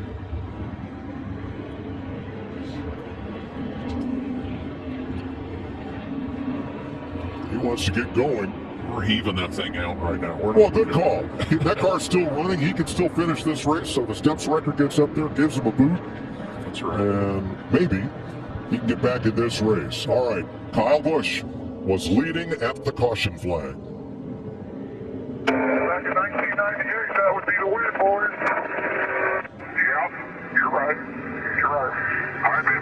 We'll have a green light checker here. We're plenty good on fuel, so. Wow, back in 1998, there was a crash off turn number 4. Dale Earnhardt came to the caution flag, not the checkered flag, but the caution flag, to win the Daytona 500, because back then, we did not have overtime.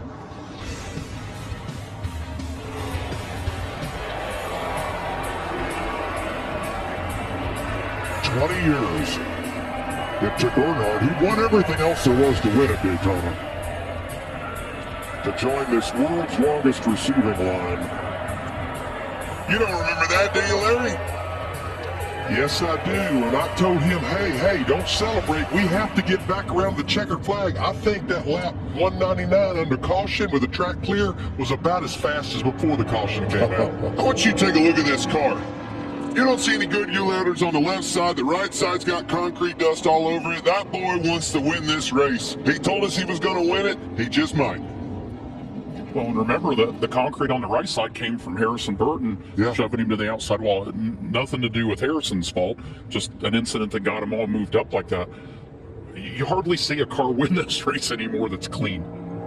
It's Kyle Busch's 18th Daytona 500. This would put him in some awfully good company. It sure would. And I think it speaks volume about taking this opportunity. You hear people, did he take a step backwards, leaving the 18 car of Joe Gibbs Racing? I have said from day one, that Randall Burnett, that guy was poised and ready for this opportunity. This was exactly what RCR needed. He's the driver for them. I'm telling you, he has the likes on the racetrack as a Dale Earnhardt does. I think it's going to be a big year for them.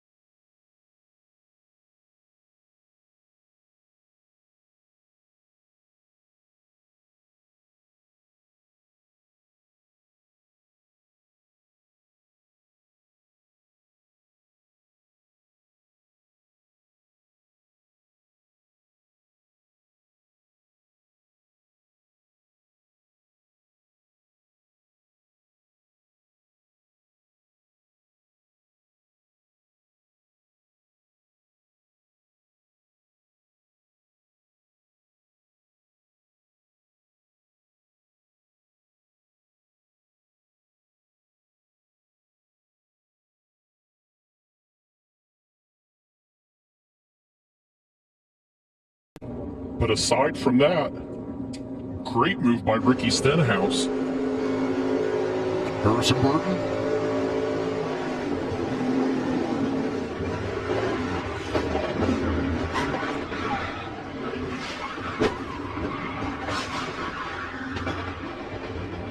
And we'll ride along with Noah Gregson. There's Gregson off to the left. We'll ride with him next.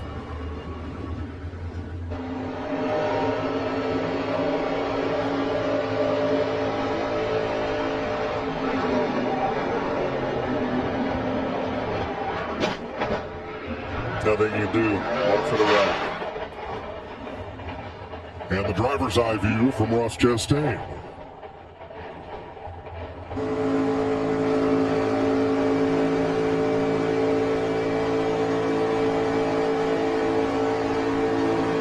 Boy, they were lifted.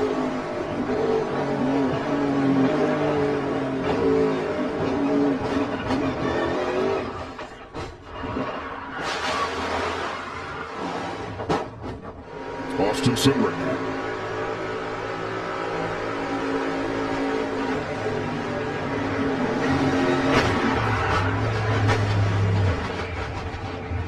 Well, that's what 190 miles an hour looks like when it goes all the wrong way. This whole thing takes me back to this choose cone rule.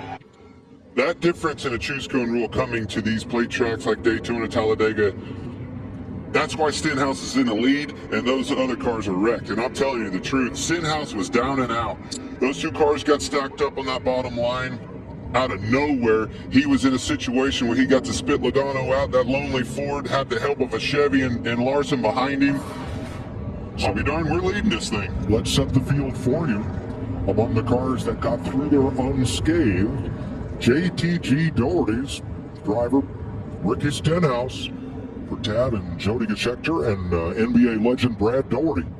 He's leading the Daytona 500. He's won at Daytona, the summer race here. Kyle Larson, who started this race outside pole for Team Hemric, is second in a Chevrolet. Christopher Bell, who's had quite an up and down day for Joe Gibbs, and his Toyota is third. Joey Logano for Team Penske is fourth. There's Jimmy Johnson climbed out of his car. He's okay. Car's done for the day. Logano is fourth. He's the first Ford in the race, and there Kyle Busch. You saw get shuffled back a little by some of the moves in traffic, but he is in it to win it, and so is A.J. Allmendinger for Team Colling. Hamlin, Bowman, Wallace, Almirola, rest of the top 10. This is setting up. As soon as he clears that A to Kyle Busch, he's going to make a move. There he goes. He knows the help's coming. Look at that inside line stack up. It just was a perfect case scenario for Ricky Stenhouse Jr. And he was there for the taking. If you're Ricky, you absolutely take that shot and take that chance. The thing that he doesn't know is that the 5 is right to him at the back. If he's pushing him when he makes that move, he's gone. And then you take a chance of turning Logano in front of you because he was on the bumper of him. That was dicey, very close. Multiple hits there for Harrison Burton.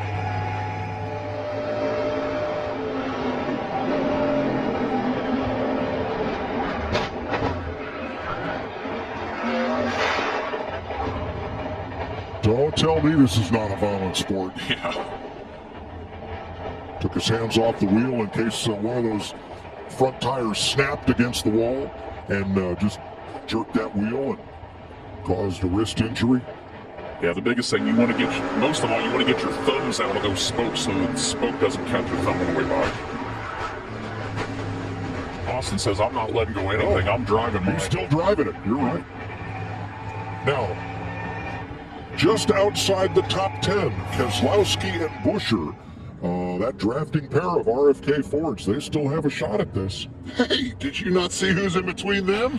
Travis Pastrana, how about him? He's still in it, baby. We joked at the top of the day, and I told the folks up when There he Kelly is. and I were up in the Sunoco suite, I said, watch these two guys. I said, watch Connor Daly in the 50 and Travis Pastrana in the 67. Do they have a chance to win the Daytona 500? Probably not. But a chance at a top 10 finish if their day goes well and they stay out of trouble? Absolutely. You give Travis Pastrana a top 10 finish at the Daytona 500, I'm going to give you the best interview you've ever heard in your life. I think if he finished on the lead lap and it was 36, you'd have had the best interview. If he finishes in the top 10, you're going to think he won X Games gold again. It's Daytona. We've seen crazier things happen. It can, and it just might. He is 12th right now. Ricky Stenhouse from Olive Branch, Mississippi, leads the Daytona 500 as we get ready for overtime. I've got 3 Daytona 500s, including the 2 closest finishes in history. Stay with us on Fox.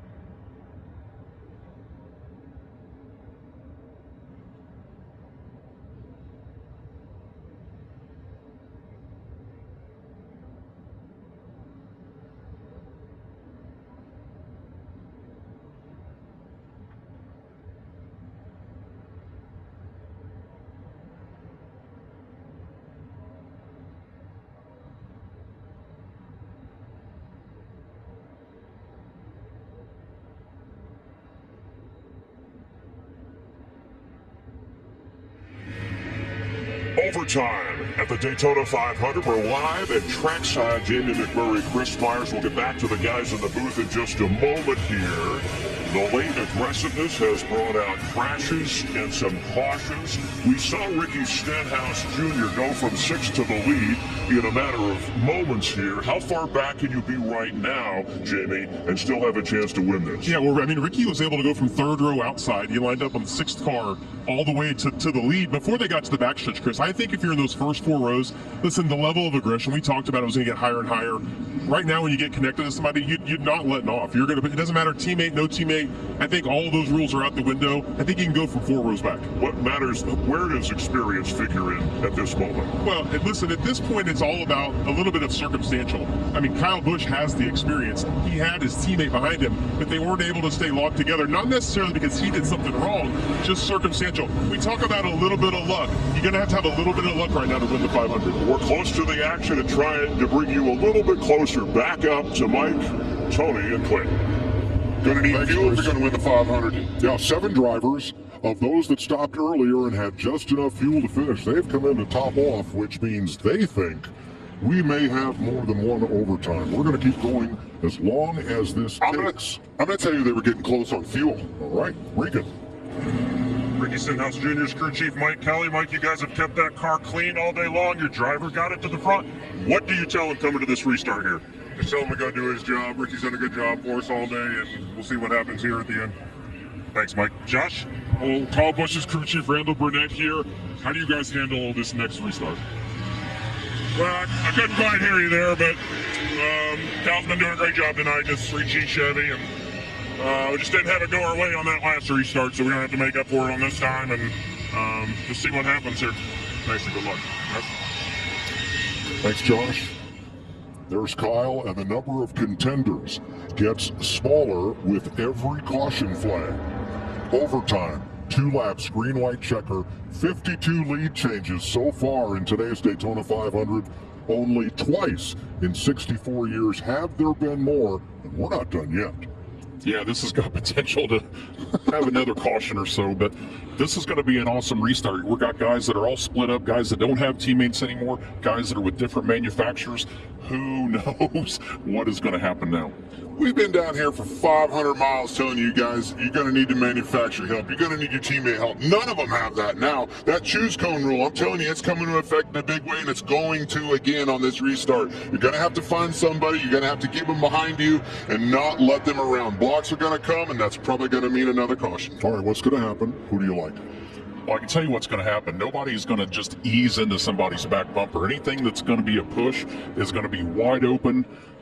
And if the driver in front can hang on to it, then hopefully it produces. But I can't even predict who's going to finish on the top of this one at the end of the day. Well, my guy's out. I was 19 on 19 on 19, whatever. I'm going with the 5 car. I think Kyle Larson's going to win this race. Well, Steppenwolf had a song, The Pusher Man. It meant something completely different. But when I hear that, I see Brad Keselowski.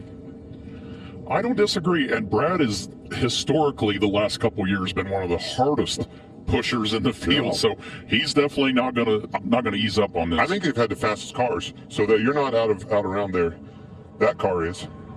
All right, let's take a look back and review in this 65th Daytona 500. Stage 1, not a single caution in Stage 1, even with Bubba Wallace getting tipped up there into the outside wall with a little bit of damage. Kyle Busch getting a speeding penalty. A car did spin in Stage 1, but it got to pit road without incident.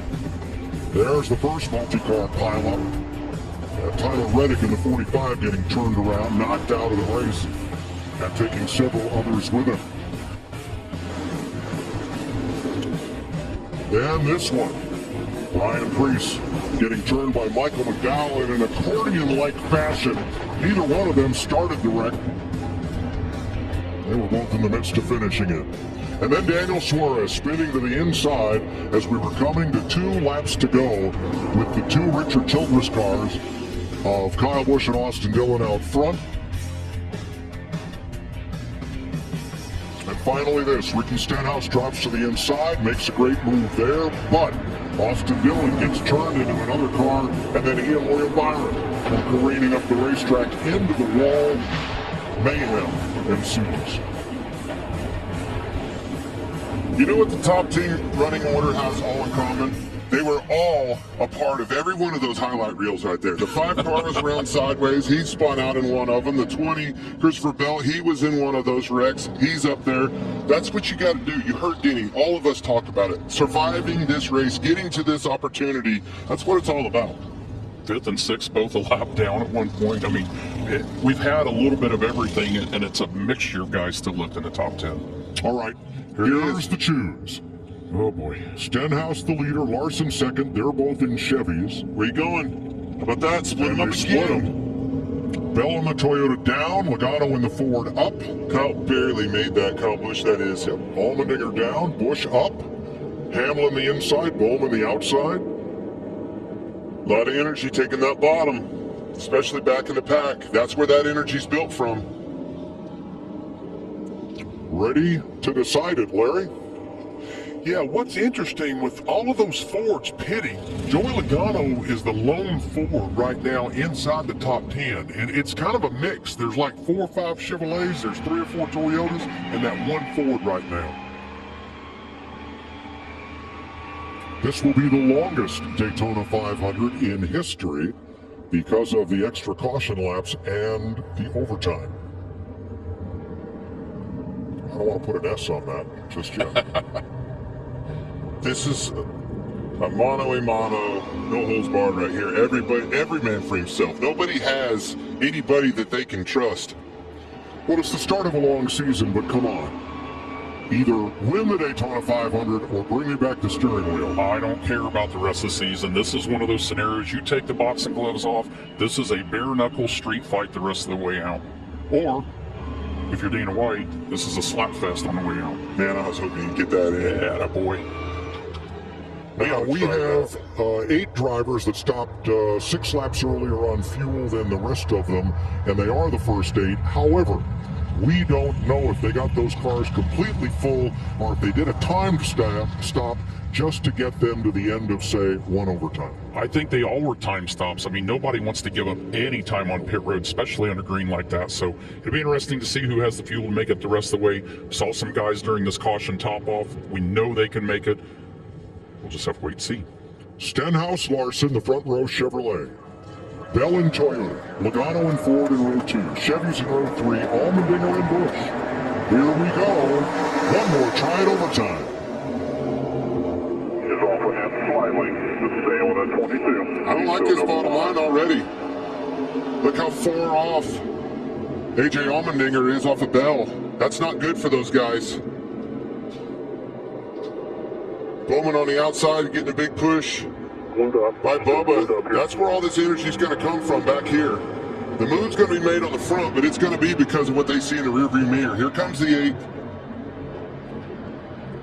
These guys are in trouble on the bottom. Here comes Bubba. Here comes a little bit of help, but they're going to need more than this, just those 2. Bowman drops to the inside. His teammate Kyle Larson is the first car on the inside. Now that energy's all broke up now. Now we're going to see the cars coming from behind. Where's he going to go? They're both going to get to him pretty hard, pretty quick. All right, Stenhouse gets the white flag. Stuck in the middle, the flag line gets it. 3 wide. Well, good. You got the help. Larson tried to go to the middle. Oh, he got turned. Larson Pastrana in the fence. We are still green. No, the caution is out. And we'll wait for official word on whether Ricky Stenhouse or Joey Logano has won the Daytona 500. Come to the checker first, baby. Christopher Bell in the mix. Those 3 cars out in front of the crash. Slow down. They'll have to cross the line, but one of them locked in. will win the Daytona 500. What is Bell doing here? Oh. On the track, caution and checker. Chevy, Ford, Stenhouse, Logano. Here is how this will be decided. It is not the flag, it is not the caution lights. It is NASCAR's decision as to where those 2 cars were when the button was pushed to activate the caution, and Ricky Stenhouse has won the Daytona 500. Ricky Stenhouse Jr., Daytona 500 winner. Let me tell you, that's been a long time coming. This boy has been aggressive, he's been close, he's been knocking on the door on a track like this, and it's finally his turn, Daytona 500. That does not surprise me, Tony. No, not one bit. He's fantastic on the super speedways like this, and he, like you mentioned earlier, he's very aggressive, but he's aggressive in a way that gets him to the front. It's not a reckless way. He just is going to do everything he can to get there. Look above your head. Look on that roll bar. I see it, boys. I see it. Spotter Tab Boyd, crew chief Mike Kelly, team owners, husband and wife team Jody and Tad Geschecter, along with NBA legend Brad Doherty, on that single car team. Stenhouse's best previous finish in the 500 was 7th. He becomes the 42nd driver to win the Great American Race, and here it is. I think the win comes from the 5. When the 5 moved up to try to go around him and lost that momentum, that gets the 5 in trouble. Here comes the energy. Bell filled that void, gives him a big shot. 5 gets turned around. Look, right there, he's in front of him and wins this Great American Race. Had the 5 stayed in front of him, the 5's going to be the one when I think back of this race, he's going to be coulda, woulda, should've.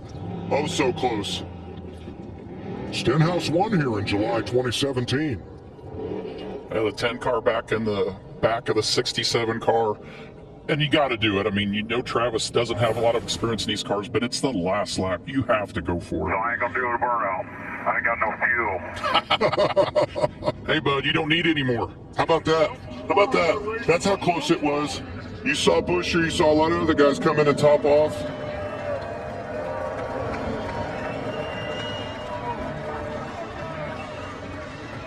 Amazing.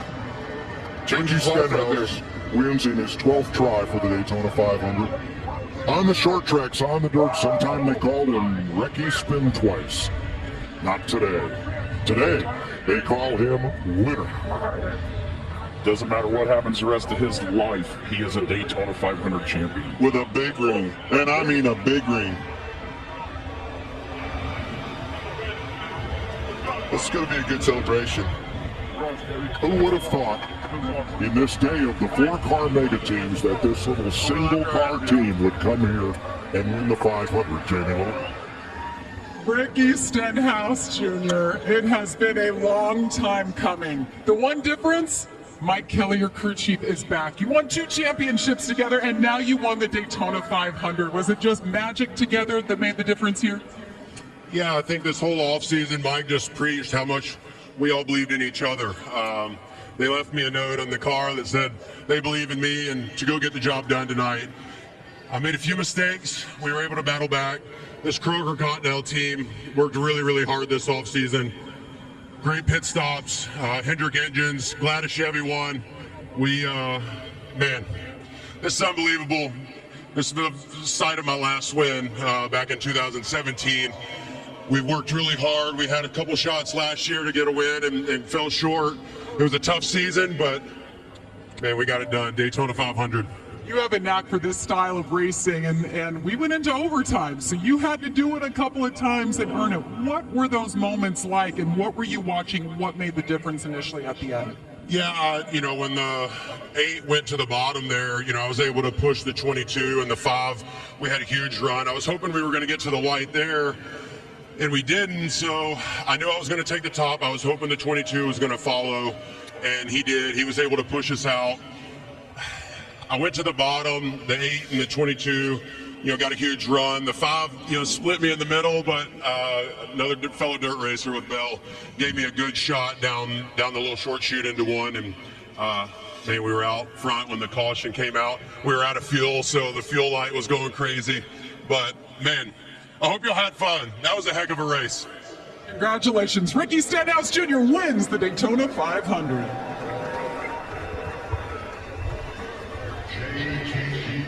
Joey Logano comes up short in this bid for his second Daytona 500. Joey, you had a clear shot up front. You could see where you needed to be. What are the emotions right now? Second's the worst, man. He was so close, and leading the white flag lap there is up front. Kyle gave me a good push, and you're watching in the mirror, and they're 3 wide across there, and I felt like the 3 wide was going to hurt 8 lane. It looked like Kyle was getting pushed ahead, and then Ricky started getting pushed ahead, and I knew if I went to the bottom, my car didn't handle good enough, and I already got pushed off the bottom once, and I thought if I go down there, I'm probably going to get wrecked, and I don't know if I can get down there in time to throw the block, and so I didn't want to wreck my car either, and I don't know, and then you don't expect them to wreck. Like, you think you're racing to the checkered flag, and you put yourself in the best position to try to win at the start-finish line, and just caution came out. You wish you could race to the end. Obviously, you can't, right? Even they wrecked that much. But congratulations to Ricky. Obviously, there's nothing like winning the Daytona 500. That's why it stings so much finishing second. But still proud of the team. Still proud of the effort coming off the championship last year and bringing this Shell Penzo Mustang back towards the front and get a Ford close to the front. Wish it was in victory lane now. Thanks, Joey. Ricky Stenhouse is a champion of the Daytona 500 and could hardly believe it. He bests Joey Logano in this 2-lap shootout as a caution flag ends it here in Daytona, but we'll be back with more interviews after this.